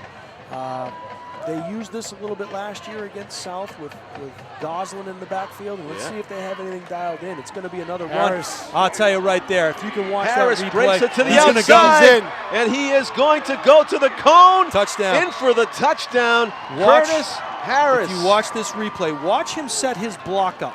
He's going to get a great block on the edge. And a missed tackle and a right missed there. tackle, and he just reads his block perfectly, runs off the back of his blockers and out. What races. a play. You cannot miss when you have a chance to bring him down, because if you do, then you break him into the secondary and he's going to outrun everybody. Yeah, just an athletic young man and read his blocks very well. And are you sure he's a freshman? Yeah, I am. I have him. Wow. I have him in class. That's yeah, amazing. He is. Yeah, nice young man as well. And you know, you're going to look back at that Turkey Bowl. He leaves an exclamation point of a highlight there. Extra point is good. It's 7 more for the Titans, and we're still got a ball game here, folks. 28-14. It all depends. With 3:36 to go first half. It just all depends. It's going to come down to how well North can play defensively. Well, you're going to need to get a turnover or two here, right? Because the self-inflicted wounds are what really did South in against that Pinkerton team a couple of weeks ago. They turned the ball over how many times, Tom? 5, 6 times anyway. 5, yeah. And in the worst possible places four to do picks. it. In the worst possible places to do it. And so, if you can get a turnover here, maybe you can go in only down 1 score. That fake punt. A huge play for the Titans. They're not going to hold anything back because there is no tomorrow. So you might see an onside kick here. You never know what you're going to get. Why not? The key play of that drive, of course, the fake punt. That was just a terrific run, of course, to finish it by Harris, but he would not have had the opportunity. It was not for the fake punt and the first down carry off the fake punt by Maldonado. You've got nothing to lose on either side of this game. This is the kind of game where you want to do those fun kinds of things to make your team engaged in the football game. Kevin Maldonado. Short kick. Let's see if he breaks down. See, look at that. Could be trouble. Yep, overran the play. The problem there, Tom, and it's the thing you work on in practice all the time, is you run down and you buzz your feet. this young man just keeps running. Yeah. So the return man only has to take one step and he's by him. You've got to buzz your feet when you're within 3 or 4 yards. You mean like stutter steps? Just chop your steps and look at the waist. Instead, he ran right You by can't him. do it. You just can't do it. Overran the play. So good field position here for South as they set up shop just shy of the 50. Yeah, it's a wicked field position. And a ton of time here. Yeah, especially for this spot on the field.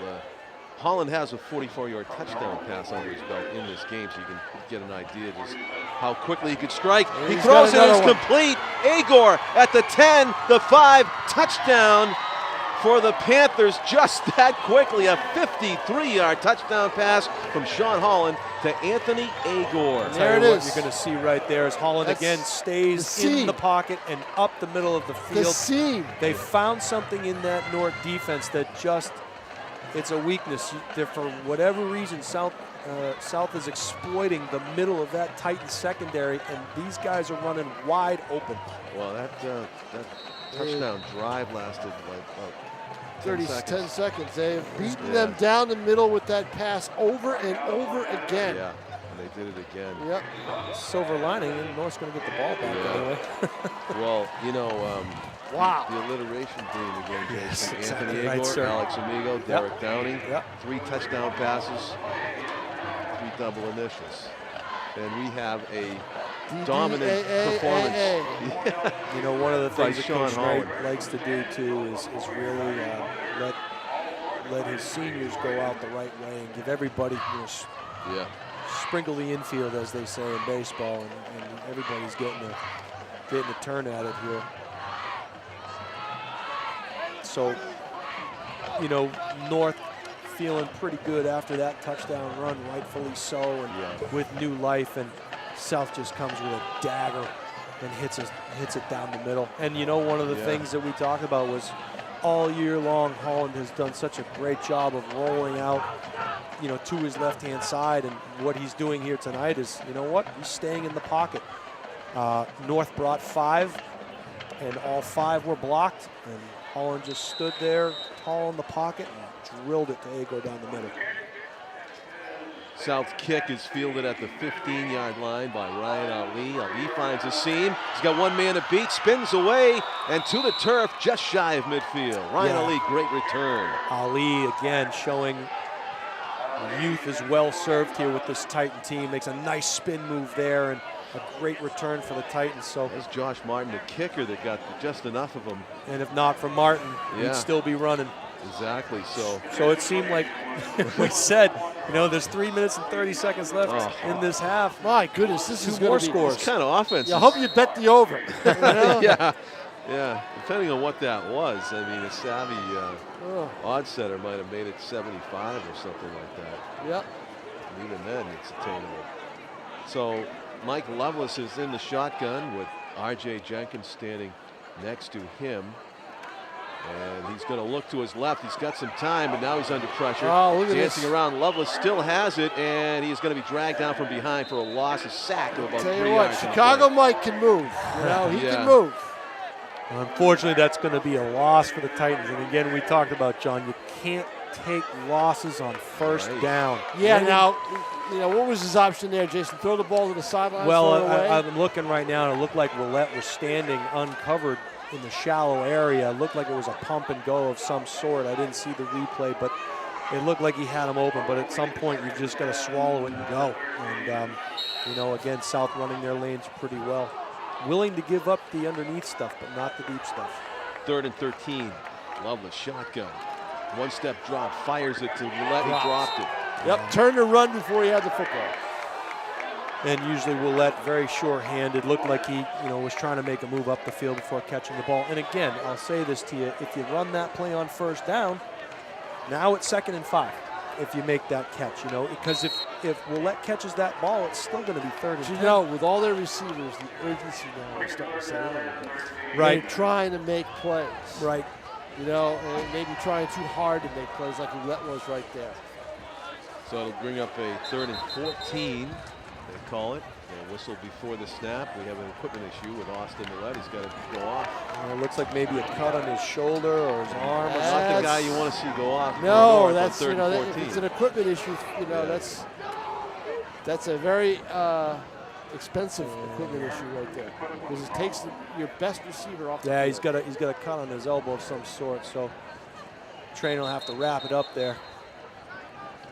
I guess this is not my 1975 Sports Illustrated cover anymore, because everybody used to be bleeding back then, and they'd be in the game. But there's new rules. There's new rules in 2017. Safety is a big issue, and certainly that's one of those things. Health and safety. And it looks like North's going to call a timeout. So maybe to try to get him taped up and get him back on the field. You know that play was going to him. Right. 3rd and 14. You know that play was. You going showed your to him. hand now, didn't you? Yeah. You sure did. Now he gets triple covered. Yeah, he was being double covered. Exactly right. And I'm sure that's what the Panthers defense is talking about right now. As you look at the. We should just say it a little louder so Zabolis can hear us down the other side of the I'm sure he knows as well. Yeah, it doesn't have to be told. As we look at the high school Wednesday night color rush uniforms. Yeah, exactly right. Exactly right. Yeah, all white and dark blue. I got my color rush. Purple. Really? Yeah. I got blue underneath. So. You see Scott Knight I got there my with the warm- glasses I on, got the my Clark color- Kent Oh, look. right, yeah. Clark Kent look. Yeah, going what's on. with those? I think I borrowed his Yeah. glasses. Yeah. I think I was his backup pair right here. Good look at the center right there, number 66 for the Titans, doing all the shotgun snaps and doing a good job of it is Harley Chiardi, who's a junior. He'll be back next season. So he hikes the ball to Mike Lover, straight drop, 3 steps. He steps up, flushed out of the pocket, under pressure. He's going to be pulled down, and was it a clean tackle? Clean enough. Yeah. No flag. Is a sack on the play. It's going to be a 4th down and long. Yeah, it looked like things were pretty well covered up the field for the Panthers in great coverage. And Looks like Aaron Kennedy, number 75. Oh, we do have got a hold on. Well, there you go. Oh. Maybe that's why it was so well Okay. covered. It was a hold. a hold on the play. Defensive hold. There you go. Titans And, are clapping. you know what? It might not be enough for a 1st down. Depends on where the spot It's not is. automatic in high school, right? Right. I mean, is it a spot foul still? It's not a spot foul. It's No. a 5-yard penalty, I think, right? On it'll be defense, I 10. think it might be 10, yeah. On defense, it's 10 in high school. Wow, it's interesting. It's only 5 in the pros, but it's an automatic first. In the pros, it's an automatic first Right. So down, high but it school won't is be 10 here. yards. In high school, Correct. it's 10 yards even on the defense. But this won't be a first down. This will take them all the way to the 49. They'll have to get to the 42-yard line for first. But they do get another shot at it. Right, and so the big thing there, again, you can't go negative on first down. You've got to have positive plays on first down. So Titans obviously looks like they're going to go for it here. Try to get this back within a 2-score game if they can before the half. Jenkins is going to leave the game. And in comes Harris. They've bottled Jenkins up tonight. He has not been able to get free. Balls at the 49. They need to get to the 42. 42 just out. Yeah. 3rd and 7. And Loveless is in the shotgun with their receivers left and right, looking to throw to his left. He's rolling that way anyway. Throws back toward the middle, and a nice Great grab catch. for a completed pass Wow. and a 1st down for the Titans. So we'll watch here on replay. He has to reach back across his body. Not an easy pass to complete. Under pressure. Great grab. We don't know who that is. That was too. number. It was in the 80s. I think that was was Matt it Wall. Wall? Who got the Yeah. touchdown pass Wall has a earlier. touchdown catch earlier tonight. Yeah. Reached great back hands. across his body, made a Number great 80 is play. a Oh, it's close-up. 80. There you go. Matt It Wall. was Wall. Yep. And Wall gets the handoff here. They're going to stay with the hot hand, but he gets only gained about 1 on the play. It'll be 2nd and 9.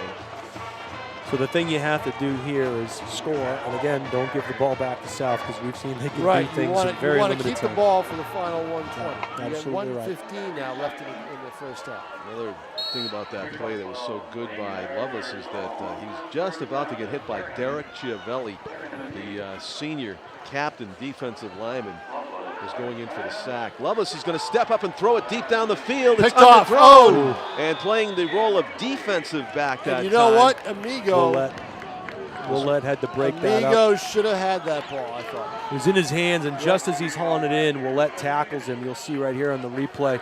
Watch, yep. Takes you're out right. the back of his legs just as Yeah, Amigo's the reeling impact, in. Yep, the impact did it. So you're going to have 3rd and long here for the Titans, but that won't matter as they're in 4-down territory. With 58 seconds, 58.1 seconds left. Yeah, the time has slipped down here. Under a minute to go in the first half. The Titans desperately trying to keep pace with the South offense. No easy task. They've got to come up with something big here on 3rd or 4th down. Lovelace, straight drop. Looking down the middle. Throws it up for grabs. It's going to be picked off. That one's intercepted.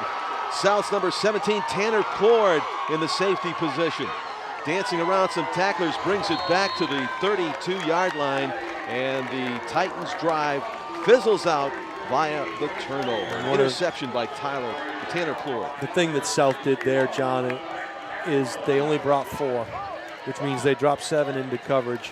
And, Clord just playing center field there and was able to make the interception. So not what you wanted to see happen if you're the Titan offense. You want one more crack at it before the half. And just as we said, there's 45.2 seconds left here in the first half. And plenty of time for South to get back on the board once again. We'll see what South has dialed up here as North definitely playing some soft coverage in the secondary. As we look right down the line of scrimmage and Sean Holland rolls toward your screen. He's got some room to run near the sideline. Out of bounds after a first down plus about 5. Yeah, you're looking at about a 13 or 14-yard gain there and first down, clock stop. South's on the move again. We're spotted at the 46-yard line of South. 1st and 10 for the Panthers. 36 seconds to go. We saw a touchdown pass from just about this spot on the field from Sean Holland to Anthony Agor. And Agor's not going to go the post pattern this time. He's firing it over the middle, off the hands, and intercepted. Did he catch it? No, dropped could not it. hold Wow. on. Nice You effort. know, that would have been a better play had they just run the seam right away. Yeah. Quick slant would have been a better play that way. Instead, that took too long to develop. Holland steps up, and you could tell he had so much energy he was going to overthrow that pass. Well, the other thing, too, is that the coverage is different. They're playing, we used to call it our queens. Look, we had 4 guys 10 yards off the ball across the field in quarters coverage. And Which they should. Which they should, right. Right. So, but again, 29.7 seconds to go here in the first half. Panthers trying to make the most of this half-minute possession here at the end of the first half. Holland drops straight back, looking down the field for an open receiver. He's got got somebody one wide by open, himself. and it's Alex Amigo who is He's going inside the in. 10. Touchdown for the Panthers. Wow. How did he get so open so late in the first half? Well, if you notice, that was the motion man, and they wanted to see what kind of, and he just ran what we call a wheel route, and nobody went with him. Missed coverage. Finally trying to make up for lost time, but the stiff arm by Amigo. And he's 54-yard TD. in. Wow, he outdid himself again. He had a 44, a 53, and now a 54-yard touchdown pass. As we go for the point after, score stands now at 41-14. South trying to make it 42-14. And as we said, with 35 seconds left, you know what they're going to try and do. You just have to make sure you cover it. And pretty frustrating if you're in the secondary, I imagine, for Nashua North. You know, you have a lot of real estate to cover, and you have 4 guys back there. And on just 2 receptions, Alex Amigo has 2 touchdowns and 54 and 44 is what? 98 yards. 99 receptions. yards, yeah. Yeah. That's pretty good average. Pretty good average, yards after catch, yards per catch. Any way you 19 slice it. seconds to go, first half. There is your score. The extra point was missed. 41-14. South with a commanding lead here in the 2017 Turkey Bowl. I think right now, if you're the Titans, and we've all been there as coaches, you've got to keep your kids focused. You've got to tell your kids, look, we've got another half of football to play here. We've got to go out the right way. These are things that you think about it. It's mental breakdowns. It's sometimes not doing your job. You got to stay focused. And you know, I want to say before we go in the last 19 seconds here, a lot of these fans that come out here, they want to see good football, but they also come out to see their sons and daughters in the bands. Both bands will be in action here at halftime. A ton of practice and preparation and anticipation has gone into this halftime show that you'll be seeing live here and a lot on of Nashua pride, TV. and a lot of pride in both these music programs, as well as I know the Nashua North Band is trying to get a $500 grant currently, and they do a lot of good things for the school, and they're a great group of kids. I have a lot of them in my classes and my phys ed classes at North as that return goes to about the 30-yard line. It's you know, when they asked me when we started this program back in 2004 what makes a successful program, my answer was, and I'll never forget this, was you've got a group of spirit or cheerleaders on the field, you've got a band, you've got booster clubs, you've got parents that are running concessions and things of that nature, and you've got a group of young men that come out and play, and that's before you've even stepped inside the lines. You have all these other things going on. That's the sign of a good, successful program, and both of these schools should be very proud of the young men and women that play in the bands, as North will just take a knee and go into the half. So that will be your score at halftime here at the 2017 Turkey Bowl. South leading 41-14. North's not going to go away, though. They're going to try to score 2, 3, 4 more times in this one before it's over. You know, there is no tomorrow. They're going to empty the bag of tricks. You'll see some trick plays. You'll see some things where the kids are going to go out and have some fun. Right now, they're a little bit down in the dumps, but they'll regroup. I'm sure they still have some tricks up their sleeve that they'll bring out in the second half, and they'll want to finish this thing off the right way. That's Jason Roby with Tom King. I'm John Collins. We're going to turn it over to Pete Johnson and his great camera crew here at halftime for the sights and sounds of the Turkey Bowl 2017 halftime show here on Nashua TV. Now entering the field is the Nashua High School North Titan Marching Band and Color Guard under the direction of Kristen Olson. The band director is Elizabeth Nault. Visual design is by Carrie Swift. Drill instructors are Kevin Swift and Elizabeth Nault. Color guard instructors are Nancy Forty and Wendy Sullivan. And drumline instructor is Charles Davis. On the field, the Titans are directed by drum majors Missy Lavoie, Braden Smith, and Jaylene Velasquez. The Nashua North Marching Band and Color Guard is dedicating its 2017 show, North Shore, to the memory of Jacob Goulet, and includes Surfing USA, Rock Lobster, Soak Up the Sun, and Umbrella Beach. Enjoy the show.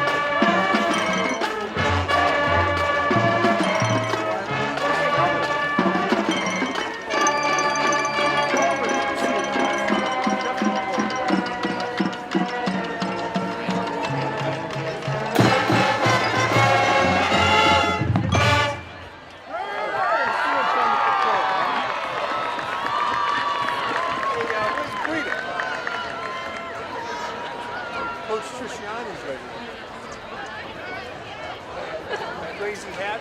This is good.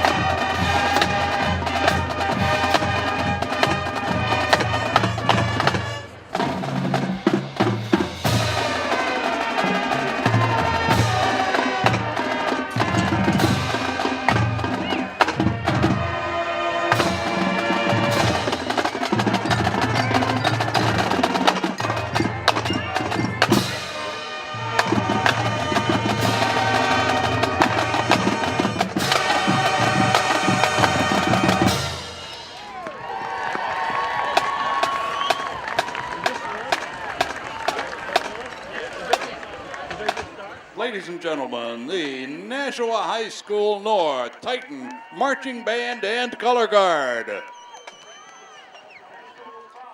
And ladies and gentlemen, now entering onto the field is the Nashua High School South Panther Marching Band and Color Guard. The Panthers are under the direction of drum majors Chelsea Columbus and Ben Talarski and Color Guard Captain Brenna Deliano. Assistant directors are Natalie Spots and Tom Souza. Percussion instructor is Charles Davis, assisted by Tim Morrow. The visual designer is Tom Sousa. And the band director for the Nashua South Band is Tony Coronas. The Nashua South Panther Marching Band and Color Guard presents its 2017 Fall Show. A rockin' good time featuring Play That Funky Music by Wild Cherry, I Love Rock and Roll by Joan Jett, Talking Out of the Side of Your Neck by Cameo, and Shout It Out Loud by Kiss.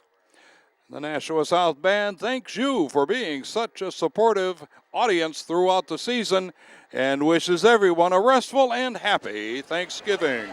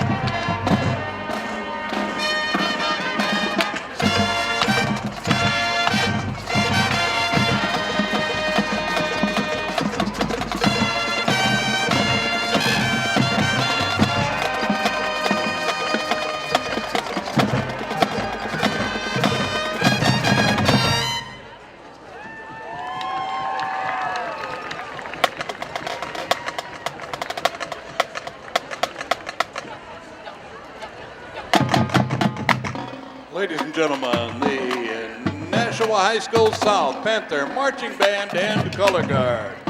Give them a big hand, folks.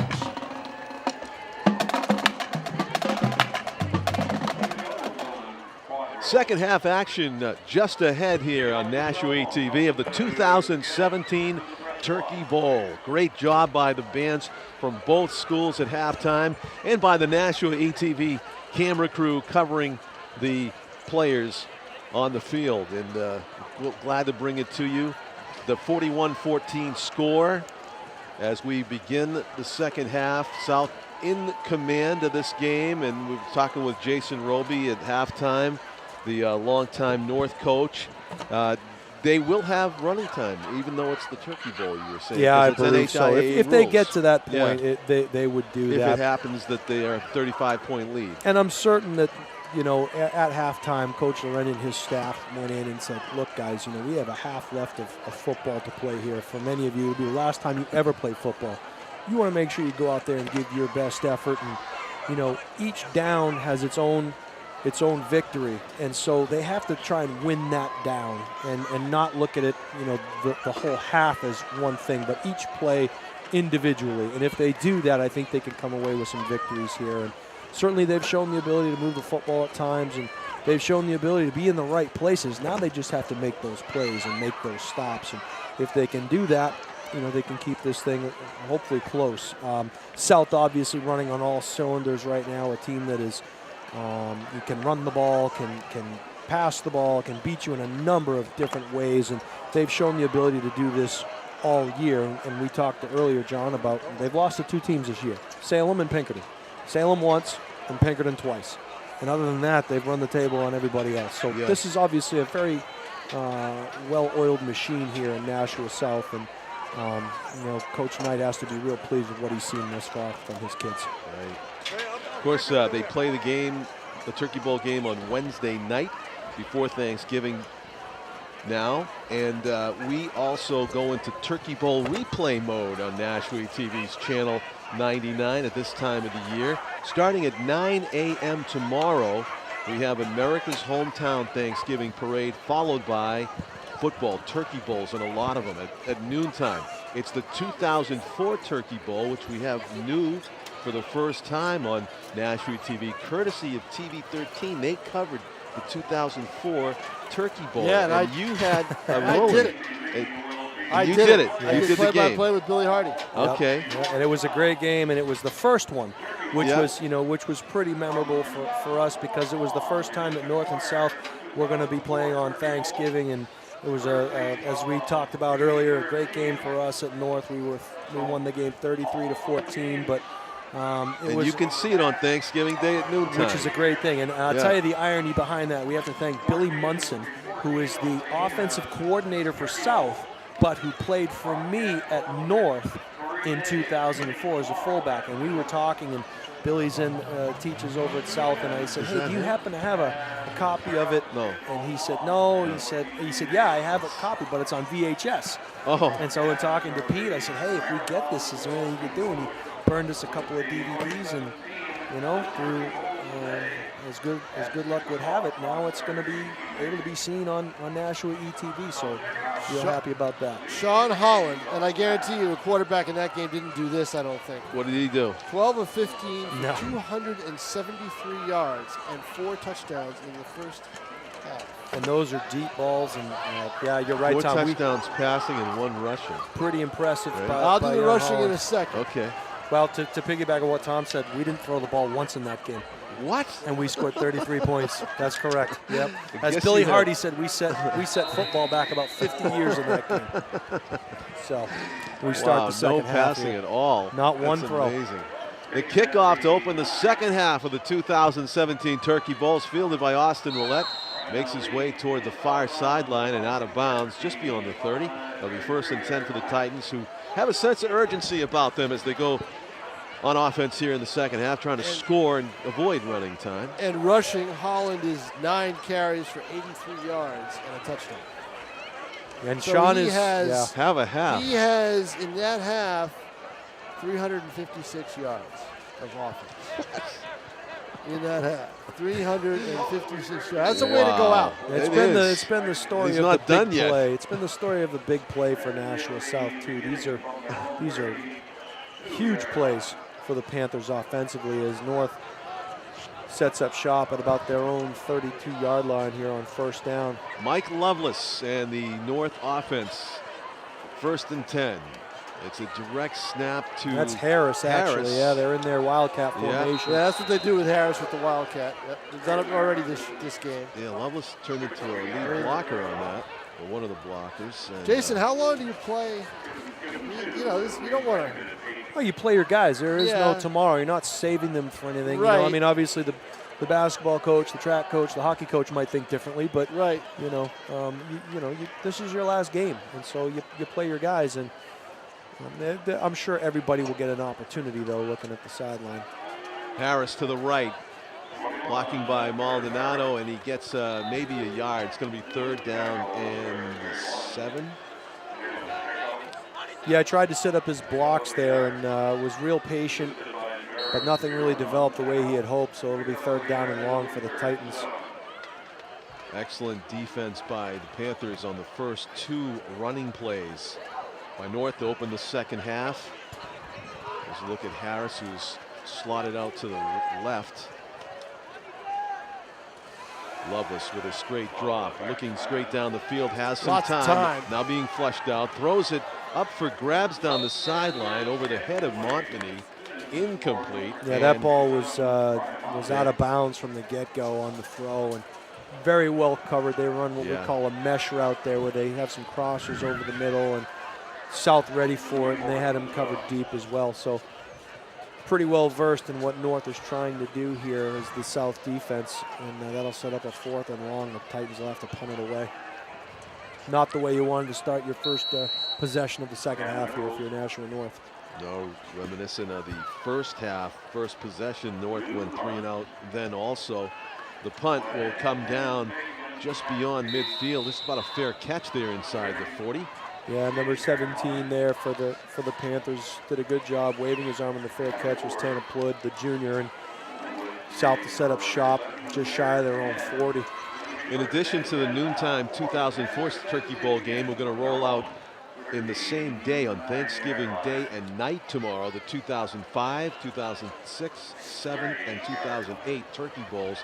There's going to be 5 of them played through midnight on Thanksgiving Day, so you can get saturated with the 08s. A lot of North-South football to be seen for sure. It will continue on Friday and Saturday right up until the 2017 Turkey Bowl gets replayed 9 p.m. Saturday night. Long pass overthrown. There was Good that coverage. wheel route again that South tried to run against the Titan defense. They were ready for it.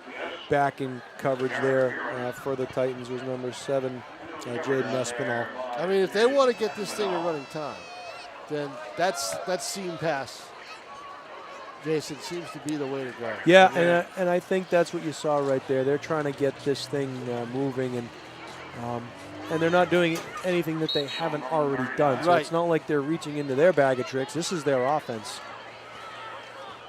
Yeah, that was Jaden Espinal on the Another coverage freshman that there, I time. might add, for Nashua North. So the future again bright for the Titans. Downing doing his dance outside, gets close to first down. Yardage will depend on the spot where he went out of bounds. Actually went out of bounds about 2 yards shy of the first down marker. Downing picked up a pretty good block there by his teammate Alex Amigo on the perimeter there, who blocked Espinal out of the picture, allowing Downing to get a pretty sizable gain there for the Panthers. 3rd and 2, Sean Holland in the shotgun. One of the North players jumps off, and that's going to give South an automatic first down.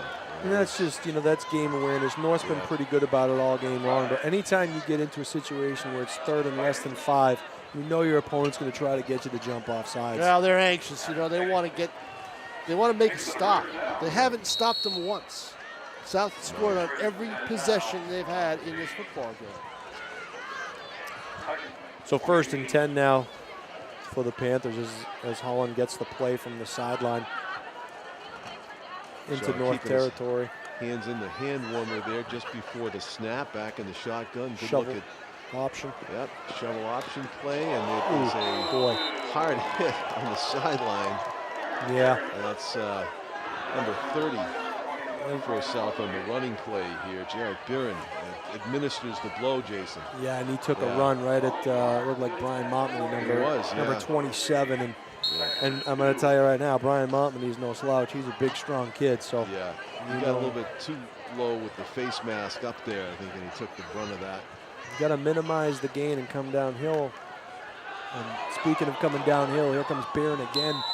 Pretty sizable gain on second and short.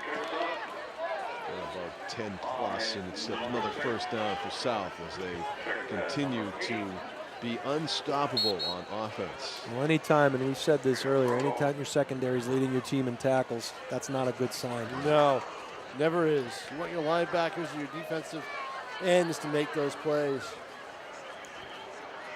First and 10 to play with here for the South offense. Motion to empty. Buren's in motion to the right.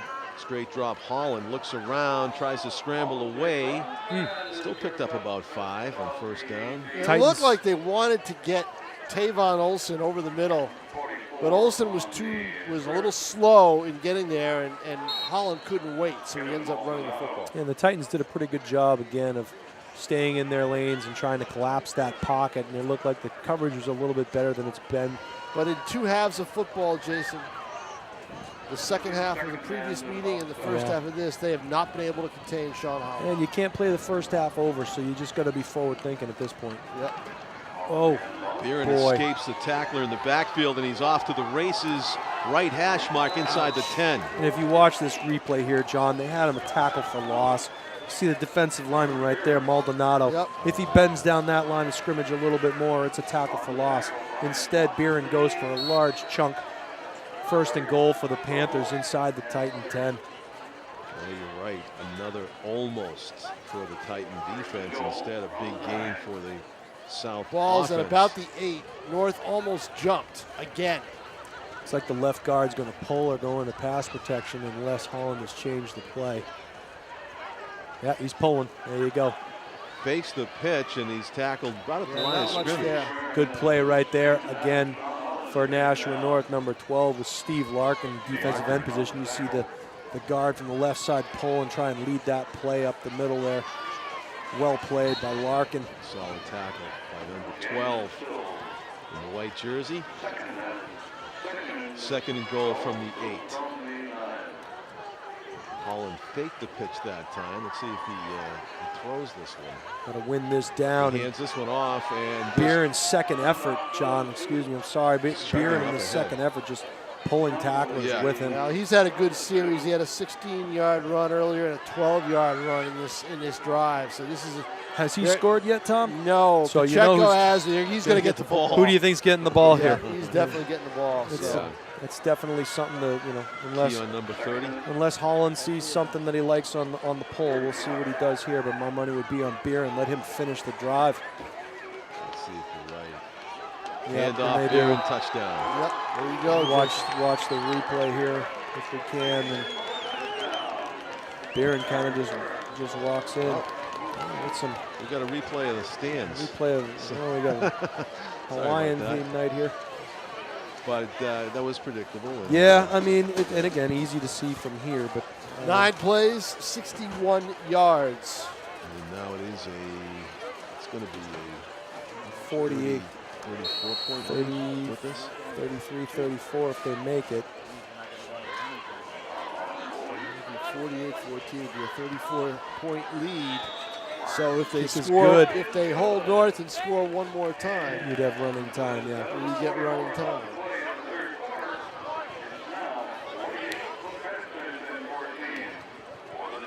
So here's the replay again with Holland, and it looks like they're just running if you watch up front, they just stalemate the D-line. And wow, there's opportunity there. Yeah, I mean, it was for a tackle in the back. It was another opportunity missed, really. Yeah. And you go back to a few plays prior to that one when Maldonado had Buren in the backfield, and he ran through a tackle and picked up a sizable gain. You just got to finish on those opportunities because they don't always present themselves, and when they do, you have to take advantage.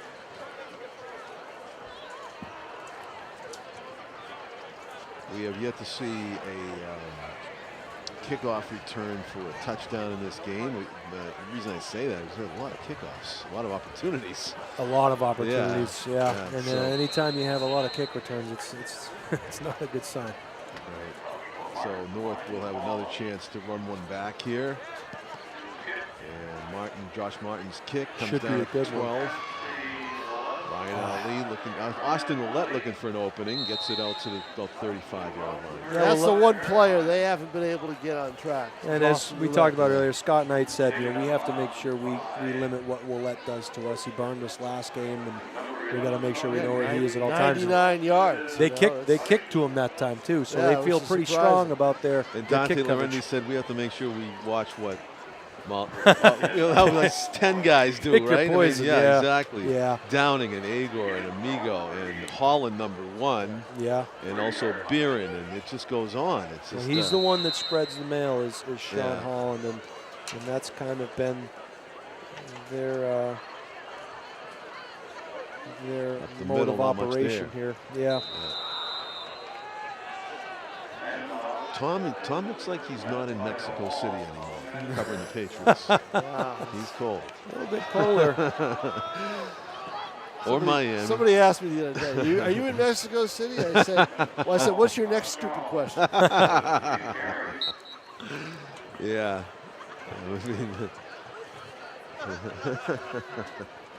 Plum has covered the Patriots for many years. Shotgun snap. Screen. Loveless back. Screen Yep. middle. And Ouellette covered well. played. Yeah, the thing that you teach your defensive linemen, you watch the replay here, you're never going to get a free run like this at the quarterback. As you watch, the offensive line just lets them all in, and then they try to go second level. The second level of South had it figured out pretty well, and a minimal gain there. But 2 yards, 3rd and 4 at the 36. you know it's coming. Jalen Pacheco was in on that tackle, number 31. And Scott Knight raved about Pacheco defensively this week. He Those says two made the difference when they came back healthy for this team. I think. absolutely right. Swing pass, Loveless finds his receiver knocked out of bounds That's a after a first decent down. gain. Sam Yeah. Nichols. Great play there. First down. Loveless rolls left, finds Nichols in the left flat, and picks up the first down for North. From here, it's definitely a first down. They'll move the sticks. So 1st and 10 for the Titans. So they won that down. So good for them. See what they come back with here on 2nd down as Maldonado enters the game. We got Jenkins and Maldonado with Loveless in the backfield here. And the snap goes to Loveless. He's going to hand it Yep. off to Jenkins. Jenkins gets a burst through the line. Well done there. They use Maldonado as like a pulling guard, and he kicks out at the point of attack, and Jenkins follows it right off tackle.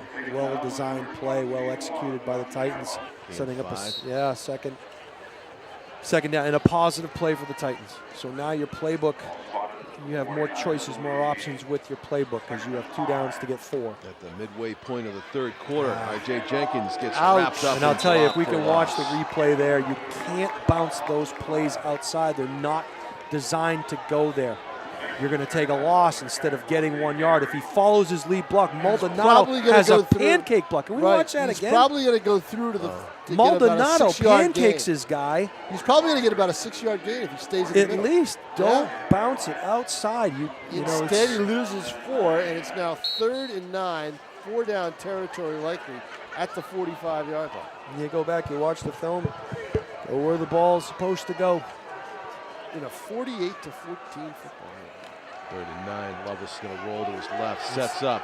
Looked like he was going to throw it, but he pulls it down. He sprints to the wide side of the He's field. got nobody there. He's going to eat it and go. Yep. Loveless Great has job. the first down, Yep. and he is going to be tackled after a gain of about 20. Now, guys, think of how far he ran.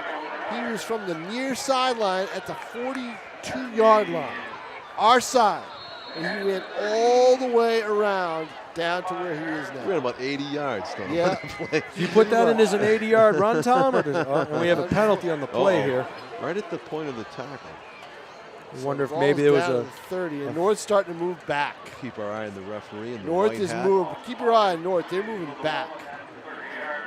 Be willing to bet we have unsportsmanlike conduct on North. Yeah, and you don't want that. You know, anytime the play gets extended like that, The ball carrier's held up.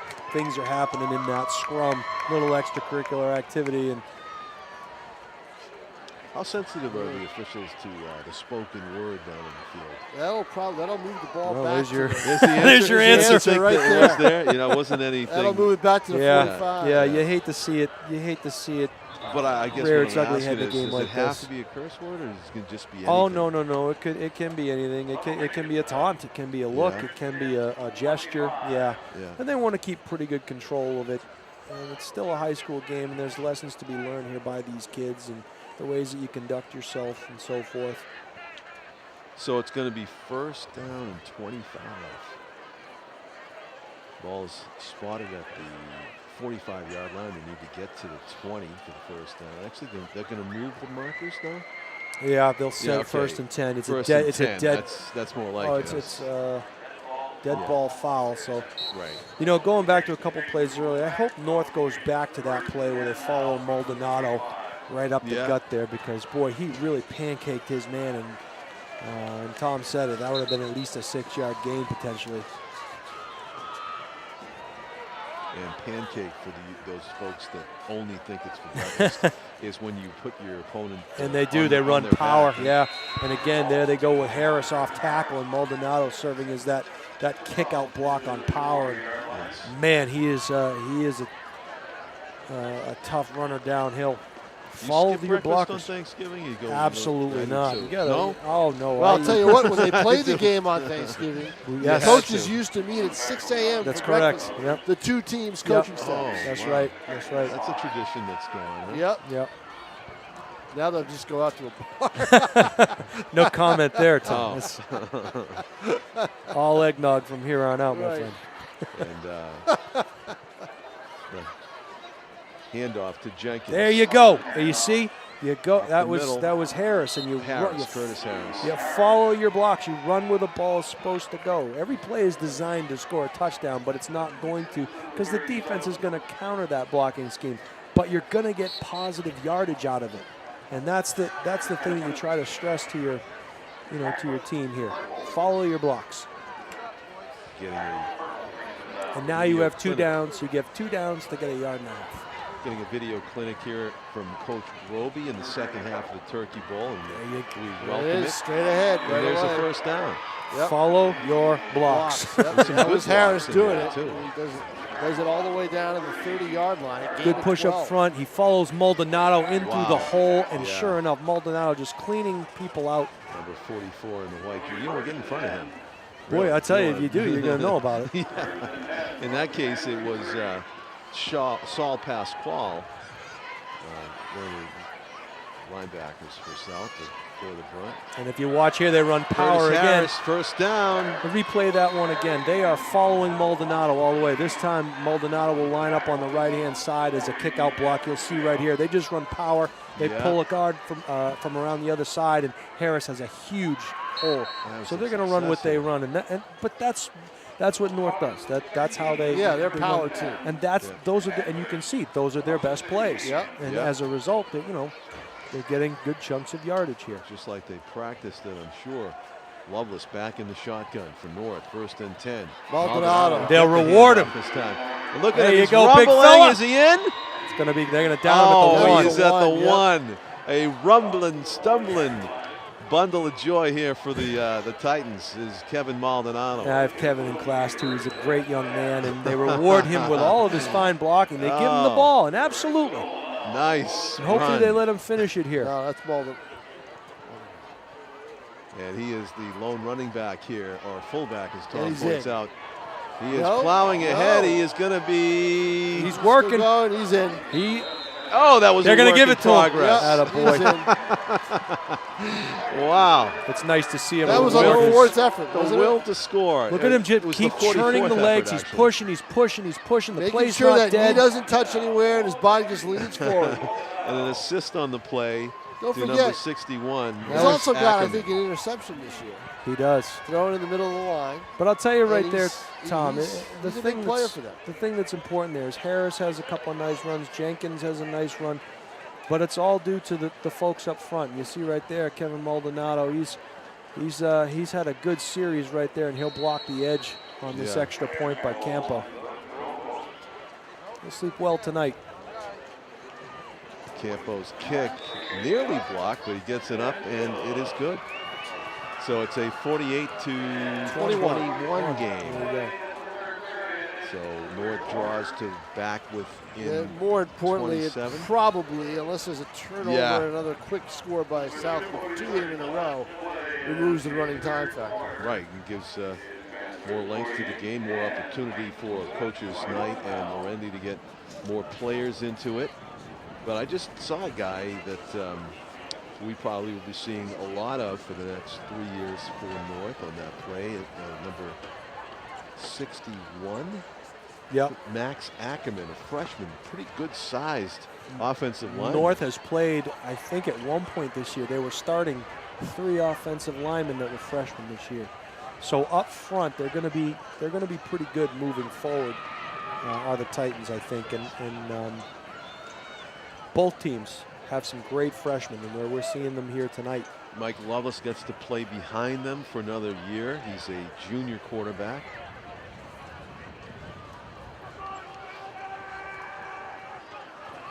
.246 remains third quarter. North has cut into the deficit, trailing by 4 scores, 27 points, as they kick it off here. Yeah, there's your onside kick that we talked about. It fielded nicely.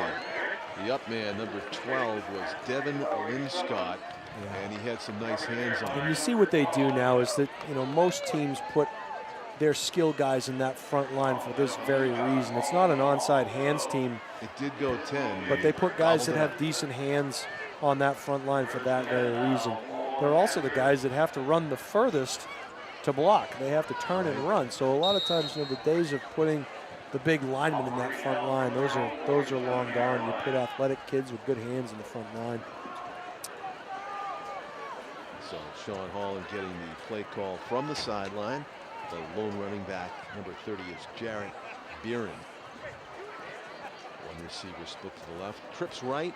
The pitch, Beeren turns the corner, runs into a couple of Titans, and gets a gain of about 5 on the first down carry. So it'll bring up 2nd and 5 for the Panthers offense, which has been able to move the ball every which way. Quarterback keepers, handoffs, and long and short passes from Sean Holland, who has racked up some amazing yardage numbers that Tom cited at the end of the But you first see half. what they're doing, though. They're changing it up. They're giving the ball to guys like Beeren and Pacheco to try to keep it on the ground a little bit. Yeah. You know, I mean, Beeren had 46 yards of the 61 on that drive, on that previous drive. Alex So here they Amigo go. is in motion. He gets the pitch. Yep. And Amigo has the first down. He's dragged down after a gain of about 7. Yeah, just And we have a flag come in here late. Yeah, late hit. Let's see what the call is.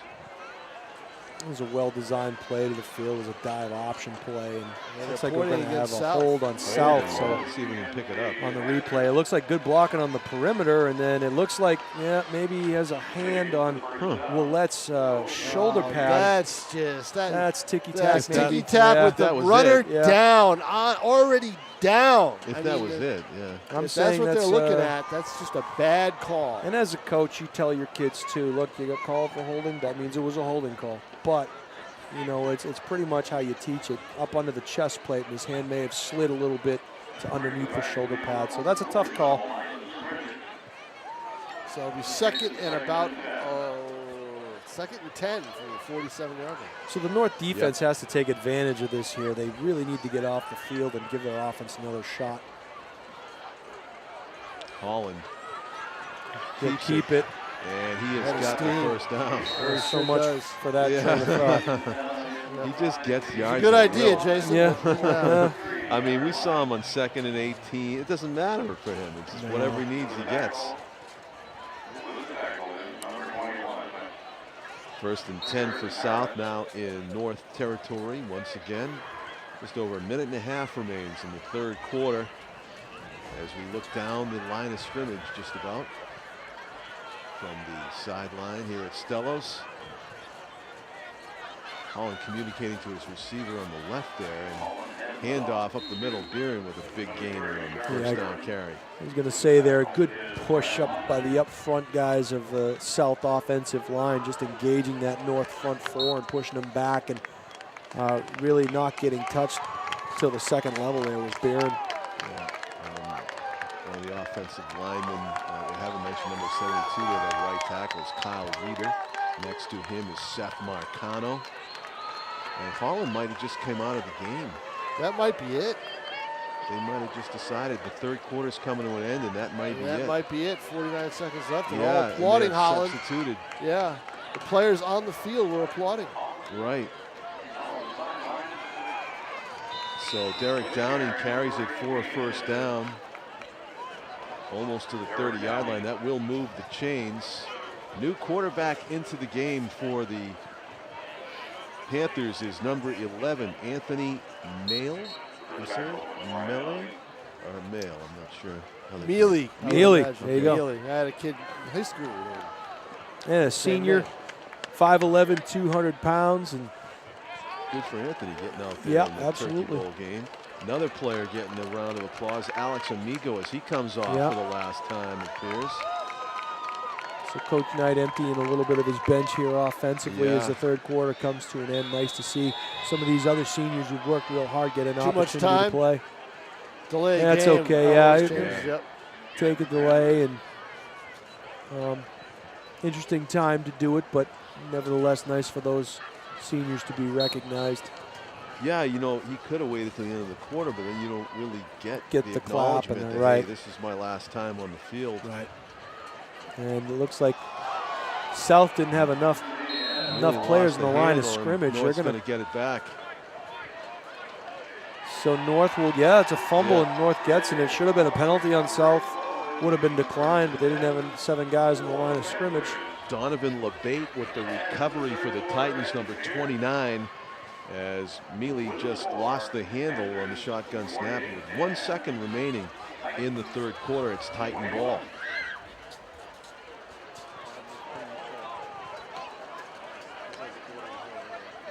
So Mike Lovelace, quarterback for North, getting the play call from the sideline. I'd really like to see North continue to do what they did the last drive, run the isolation and the power with Maldonado leading it up in there. It was such an effective drive for North. It's like Kevin Maldonado not in the game right now. They're just going to send him. That's Jenkins up straight ahead. Twist forward for a couple. Maybe That's the end of the third quarter. Might need a break, Tom. Needs a breather, yeah, because he plays defensive line. Both ways. Yeah, exactly. Yep. He's a two-way player for the Titans, and he does some good work up front on the defensive line for North as well. End of 3, 48-21. We'll get our fourth helping of the Turkey Bowl coming up here, the fourth quarter in the off. They put a fresh 12 minutes up on the board. It's a 27-point lead for South with much of their potent starters, the starting team, coming off the field to applause, announcing to everyone that this will be the last time they appear in the game. And for the seniors, last time in the Nashua High School uniform playing football. And both of these programs, I might add, have had some postseason experience. They've gone into the playoffs. North last year with a semifinal run. South got to the quarters in the year before that. North again got to the first round of the playoffs, and South this year got to the first round. So these teams have had some postseason experience, and with the new divisions and the new alignment, have given some teams some more opportunities. So it's good to see. And we don't know what next year holds in terms of alignment. Talking to Coach Knight, he says Division I could be two separate 10-team conferences, which basically is what they are really. Really what they are right now. Yes, exactly. Yeah. Except you will always play those teams in your conference, I'm imagining. Don't know what they'll do. So, fourth quarter begins with a shotgun snap, and it is another quarterback on the field for North as both teams go. I think that's Espinal there. Another young man who's a good athlete. And I think he handed off to number 80, Matt Wall there. on a short gain. So 3rd and 8 here for the Titans. And getting some applause as he comes off the field. Senior R.J. Jenkins calls it a high school career as he gets congratulated, leaving the Stellos Monofield turf. Yeah, Jenkins affected by a bum ankle a little bit there towards the end of the year, but He a got real hurt talented in kid. the win over Merrimack. That derailed his season, I thought, in a way. And a real good track athlete, too, I might add, part of that dominant Nashua North track team. As Espinal keeps the ball, makes a nice little run there to the sideline. Yeah, the elusiveness of Espinal right at the beginning here. Fakes this play. Fakes the stretch, see if he picks up a nice block on the perimeter, and then just kind of gets his body in the way to Bala. So they're going to mark him out of bounds a couple of yards short of where I thought he had gotten. I thought he got to about a yard away from the sticks. They're going to give him 4th and about 3 from the 48-yard line. It is 4th or excuse down. me, 48. So he's going to keep it. Espinal keeps it. He's going to get dragged down Looks just like he's short. Gonna be short. We'll see what the spot leads to, but this official on the near side has it spotted about a half a yard short, I believe. South will take over on downs. I Looked would like be surprised Jalen to see the Pacheco score made the stay. tackle. Just a design quarterback keep, and Pacheco tackling the football there, rips him down, actually carries him forward for about a yard, and South's going to take over possession, 1st and 10. Yeah, no need for the measurement. It's No. short of the marker. No, where he had it was clearly a yard to about a half a yard short. And keeping this in mind too, you're going to see the Panthers continue to run their offense regardless of who's out there. You know, you're going to see the stretch plays, you're going to see the quarterback keeps, you're going to see the screens and the RPOs and those types of things. It's just part of the offense. I forgot what RPOs do. Sure, it's a run pass option. The quarterback will take the ball, he'll fake the dive or the zone run play, and he'll give the impression that he's going to keep it, and he has the option to keep it or throw the ball to the perimeter. So it's almost like a triple option type play, depending on what the corner does. If the corner comes off the receiver, the quarterback will throw it to the receiver. There you go, a little stretch play, well blocked by the Nashua South. Downing churning for the Offensive sideline, line. gets there, tiptoeing just out of bounds short of the 25-yard line. The play started on the 49, so gain of about 26 yards on that. Good athleticism by Downing as he tiptoed up the sideline, and he really has that breakaway speed for Nashua South. Had a really good year for Coach Knight. Derek Downing, a senior, and Don't I forget can't how take everybody out, I how guess. the year started for Downing. The second game of the year, his grandfather has a heart attack in the stands. Oh, Right. That's right, huh? Sweep right, and that is Tavon Olson on the carry. Yeah, Tavon, a 5'10", 163-pound defensive back wide receiver, only a junior, showing some flashes, and he'll definitely be a go-to guy next year for Coach Knight in this Panther offense. Ball toward the right hash mark now. Neely barking signals. And Neely will hand it off. Number 28 for South is Joseph Buturla. And Buturla, sophomore, carries it for 5. A good size sophomore, 2 at 5'9", 178. We'll round up and go 180. First down on the carry. Yeah. And again, as we spoke, they're going to continue to run their things. These are the plays they run. The stretch, the zone, inside zone, outside zone, the RPOs. Neely barking signals. A fumble on the play. Looks like North recovered it. They do. North's going to pounce on that. They were running stretch there, and it looks like it was recovered by number 29 on the play was Donovan LeBate. LeBate with the recovery. It's his second recovery. Yeah, he was gotten both fumbles. Johnny on the spot. Yeah.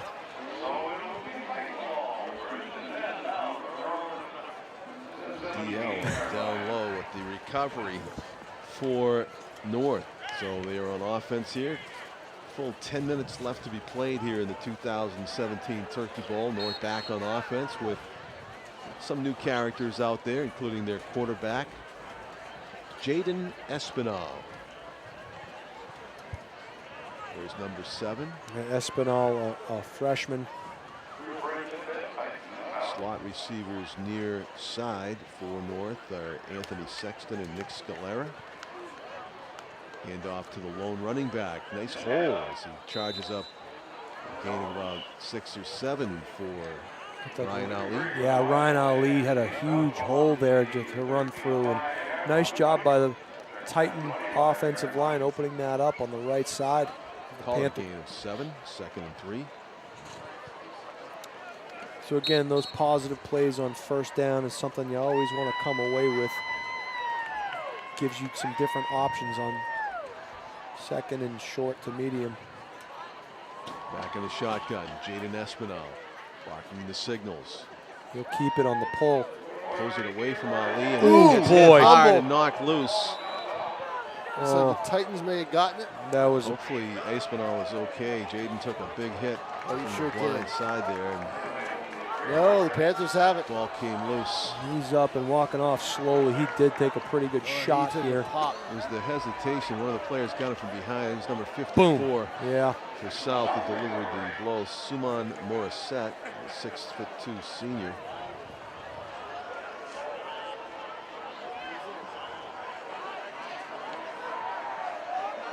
So it looks like the Panthers will take over at about the 25-yard line. And you know, that's a fumble by North, but the reason that they gave up 48 points, not because of turnovers. No, turnovers have had nothing to do with this game, except for tonight. one that South got the ball back and scored just before the end of the half on the interception, off the interception. Around the right side goes number 44. Did I see Bob Bates said the name because I don't have him in my program. They ran stretch right there, and Ben Levine, a sophomore, did a nice job of blocking on the perimeter. Yeah, number 44. I don't believe we have him on our roster. But we do have him on our camera, and it's a nice There you close-up.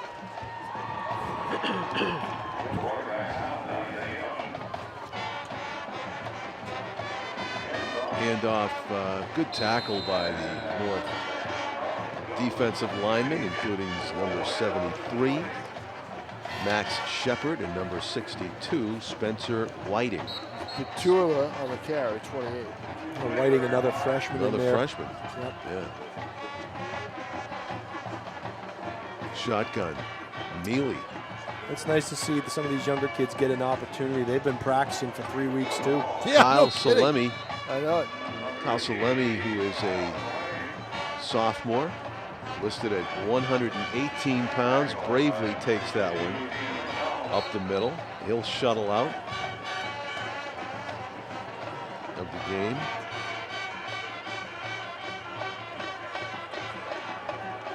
So 4th down and 3 here for the Panthers.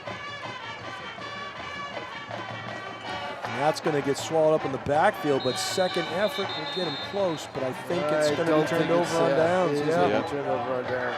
Number 8 on the carry was Ben Levine. I think unless somebody breaks a long one, the score we see right here on the board is going to stay the same. I think we're going to play in between the 20s the rest of the way out, Tom? I think we're going to be playing between the 20 and the 40 right here.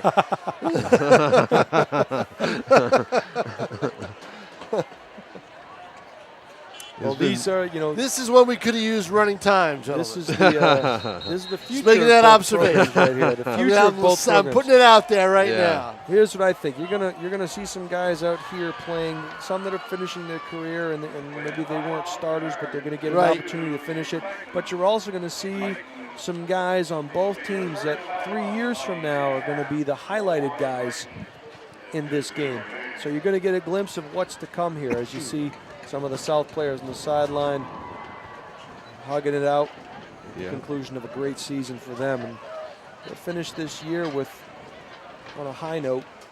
South's got some pretty good numbers as far as players in uniform, huh? Coach Knight told me, you know, the last 2.5 weeks they've had 50+ kids the entire time. Everybody competing, and that was the key. I said, what's the key to keep your kids engaged? And he said, we compete every period in practice. And lots of purple fabric you need to the coaches, cover all those players. And the coaches keep the players excited. They do a lot of sudden change stuff, situational stuff, to really keep them mentally sharp, mentally focused. And I know North does some things very similar to that as well, and it's Obviously, they're going to come up on the short end of the stick here in this one, but I think you're going to see great things from both programs in the future.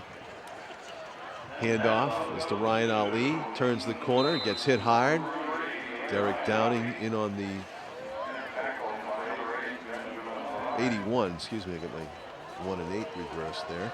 South's 81 Yeah, I don't is think Kyle O'Connor. You saw Downing last series, but Yeah. on the offense, but I don't think you're going to see him again in this game either. Right. And that may have been, Some new I faces. don't know if that was Dom Gentry on the carry or was it Ali? You said Ali, maybe it was, yeah. He's still there, yeah. And number 4 in the backfield for North And that would be Gentry. is Gentry. Oh boy. I think you're going to see the same play to And the other South's side going to get there. it back. Well, Tom, South we were got wrong. it in the pile. Not between the 20 and the 40. We're down inside the 10, so this turnover. Yeah. That was Kyle O'Connor with the recovery. And a number lot 81. of times, you know, your mesh with your quarterback and your running back, you may not get the same amount of reps, and sometimes those Yeah. handoffs aren't as smooth. And this late in the game, hate to see it end like that. Right. Well, tick under 7 minutes to go. Still some football to be played here. Panthers now back on offense. And you see the quarterback is number 1 for the Panthers. A lot of the players are the freshman and JV variety, so they've gone beyond the limits of our roster, actually. The handoff up the middle. I think this was the freshman that Coach Knight was talking about. His name is Christopher Keefe. Okay. He's listed as number 1 on the roster that I was handed. Oh, earlier. good. You got it. Chris Yeah. Keefe. And he was Christopher saying that Keefe, yeah. this young man could be, you know, South has always been known to have a young man who was be a 3-year starter after his freshman year, and that's kind of the way it's been. They had several players with Ferreter and Farkas and you know, Trevor Knight and Holland. And this young man Keith is the next one in line, and Coach Knight says you could see some great things from him. You know, if he develops over the course of the next couple of years here. Chris Keefe on the carry there. Number 6 is Saul Pasquale, the lone running back in this formation for the Panthers, in which they do have 3 receivers split to the left. Let's see if Chris Keefe puts it up in the air. They'll hand it off, and it's Pasquale for the touchdown. Saul Pasquale scores. When you see him take a step back to let the blocking develop, he'll go backwards first to go forwards. And again, North has him in the backfield. Looks like number 73, Max Shepard, had him wrapped up, but he just got through there and able to get into the end zone. 30-point lead again for South as they go for the point after. Josh Martin to do the kicking. And you see that I believe Holland is Holland holding? Yeah, good question. He did the holding before. Yes, he's out there. Yeah. So they keep that tandem. yeah, a lot of times, you know, we always used to work a backup holder in the event of, but you know, it's a pretty important play, and you want to make sure the timing is there. And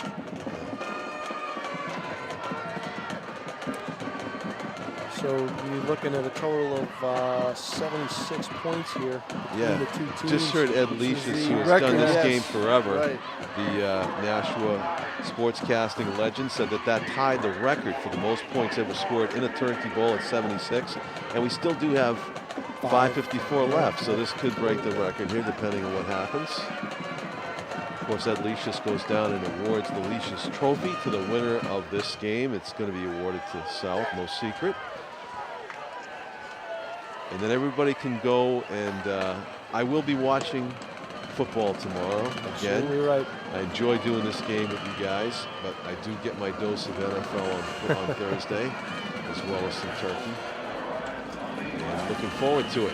Absolutely. I want to wish everybody out there watching and all the alumni that have come home a very happy Thanksgiving. It's always good to see these two teams play on Thanksgiving, night before Thanksgiving now, but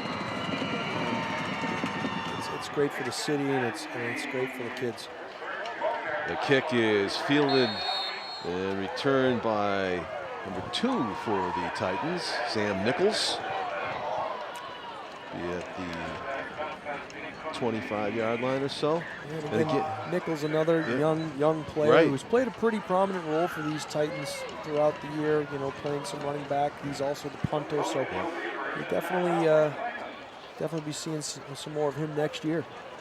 I meant to say, and every opportunity tomorrow that you can, switch over to Nashua ATV for Turkey Bowl replays, starting with the 2004 Turkey Bowl at noontime. And then ball's fumbled, it's on the turf, and unfortunately it looks like another Panther recovery. And again, we talked earlier, the mesh points between quarterback and running back, because what the quarterback is doing there, John, is he's not looking at where he's putting that ball. He's reading the defensive end to determine whether he's going to give or pull. And there's got to be a precise mesh point there, and if you don't have that point, you get what you have, which is a fumble. And those are things you work on from day one. And sometimes when you have your younger players come in and they've been standing on the sideline for a while, they don't mesh very well. So back on offense, the Panthers go. Anthony Neal, or is it Young? There's another quarterback in there. So number 10, Dante Young, is the new quarterback into the game for Nashua South. Ben handed that ball off to number 44. I don't think we have that number. There he is on your screen. Yep. Followed his block, the block of the pulling guard there. Here are the final stats on Sean Olive.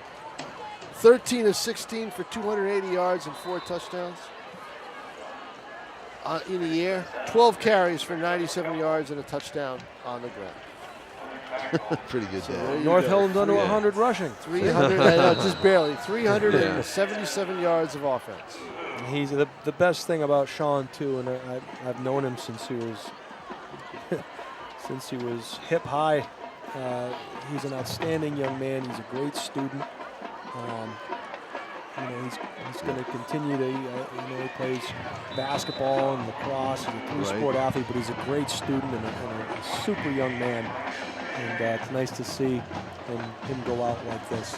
Before we start showing turkey bowls tomorrow on Thanksgiving Day at noon, we have America's Hometown Thanksgiving Parade at 9 a.m. on Nashua TV, Channel 99. Pete, is that a Nashua parade, or where's that come from? You're not going to get it? Oh, they didn't make it available. Okay, so you're going to have to plug that hole in the schedule. Pete, what about if Jason, John, and I just kind of march down the street? I'm sure the people going to be out there at 9 a.m.? Will that do it? I mean, I can wear like 3 jackets to be afloat. They'd be throwing stuff at us. It's true, no doubt about it. Yeah. When we throw candy to people, what do we do? I don't know. Plymouth Nats. Oh, okay. Interesting. 3-hour parade. Wow. It's impressive. Pull the guard again up in there, and Young will keep the ball as he scrambles to the right. Ooh, trying to get first down yardage, but he's going to be wrapped up there. Dante Young going to town. He's going to work here in the 2017 Turkey Bowl, and just eluding the dive of number 41, Rylan Brito. Looked like Young would have been better served there, handing that ball off. It was a nice kick out block by the guard, or at least following it. But these are all things that, as these players develop and get older, they'll see it a little bit better. The game slows down for them. Ooh. Rylan Brito makes that tackle on South Joseph Buturla. Bring up 3rd down. And how far do they have to go? About 6. About 6 yards inside of 3 minutes here. So the Turkey Bowl replays, by the way, they'll go all day Thursday, all day Friday, and all day Saturday from 9 a.m. to midnight. So just tune in. Ooh. In the backfield, a nice tackle made by number 68. North will take over on downs. Gentlemen, it's been a pleasure. Yeah. I got to go down on the field and Happy Thanksgiving to both of you. Happy Thanksgiving, Tom. And, Great working with you, buddy. See you. Great working with you guys, and we'll see you when it's a little warmer on the court and maybe a little colder on the ice. In the rink. Yep. Yes. Brendan Geddes was the tackler there for North, number 68. He's also on offense. You can see him in the middle of the line. We got a flag flying in down. late there. Yeah. From the back judge, it looks like. 2:10 to go. See what call on the field is here. Got a personal foul face mask on the defense. Face mask. So that's going to bring it. Titan band in action.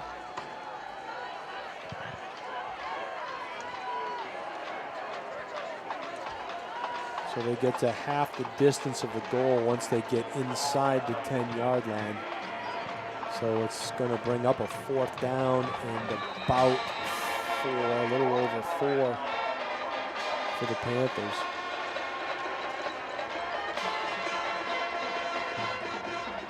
Two backs in the backfield. They're just going to, he's going to be swallowed up in the backfield there. And a real nice play by number 4 for the Titans, Dom Gentry. He came flying off that edge into the backfield untouched and made a nice play on the tackle for loss. And now the Titans will take over 1st and 10 from their own, it looks to be about 12-yard line. A good read by Dom Gentry. And so let's see if the Titans can run the 2-minute offense here.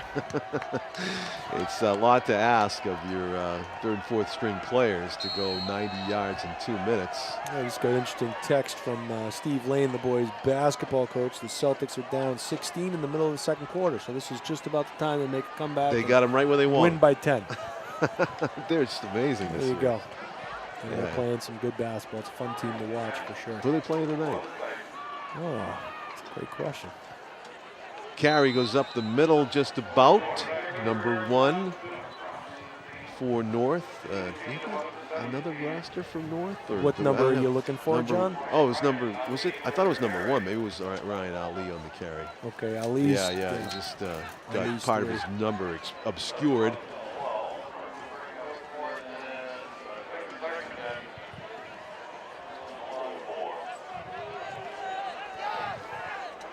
So Dom Gentry, the running back, Ali running the offense with the Wildcat. There Sprints goes to the Ali. left. Nice run over the left outside part of that South defense. Forced out of bounds over there by Sam Ferreira. 1st and 10. Yeah, they're playing the Miami Heat, I believe, down in Miami right now. Yeah. A different weather down there than we're having up here. Sure there is. So 1st and 10 for the Titans. They're at their 32-yard line.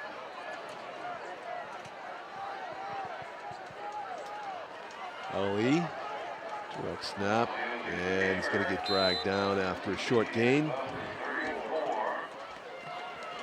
Swallowed up there. It looked like by number maybe 67.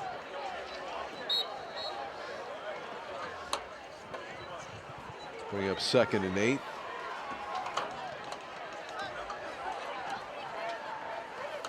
$55 points for South, the work of Sean Holland and company.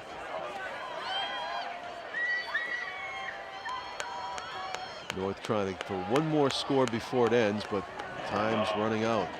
Dom Gentry in a good solid run there on the inside zone handoff. Swallowed up by a sea of purple, bring up a 3rd down. I guess we're right about where the game would be played the rest of the game. Yeah. Aside from a couple of turnovers. Yeah. Yep. Some of the players from the band members get to say hi, Mom, on the sidelines before we end this one.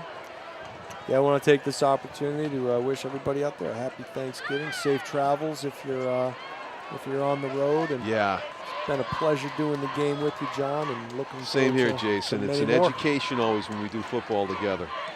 I appreciate it. Ryan Ali running to the left is going to be tackled in the backfield, and that will do it. The 2017 Turkey Bowl is in the books. A terrific memory for all, especially if you happen to be a South team member and family member and on the coaching staff. Congratulations to all involved in running this one. Also to our Nashua ETV crew, an outstanding job. Thank you for watching. I'm John Collins for Jason Roby and Tom King. It is a victory for Nashua South in the 2017 Turkey Bowl. We'll say happy Thanksgiving and good night from Stellos Stadium, everybody. Lucius is making his way to the group of Panther players, and he will now make the presentation, the family of former Nashua broadcaster Ed Lucius. And so with that, ladies and gentlemen, we wish you all a fond farewell. We wish you a very best of Thanksgivings, and we'll see you again next year.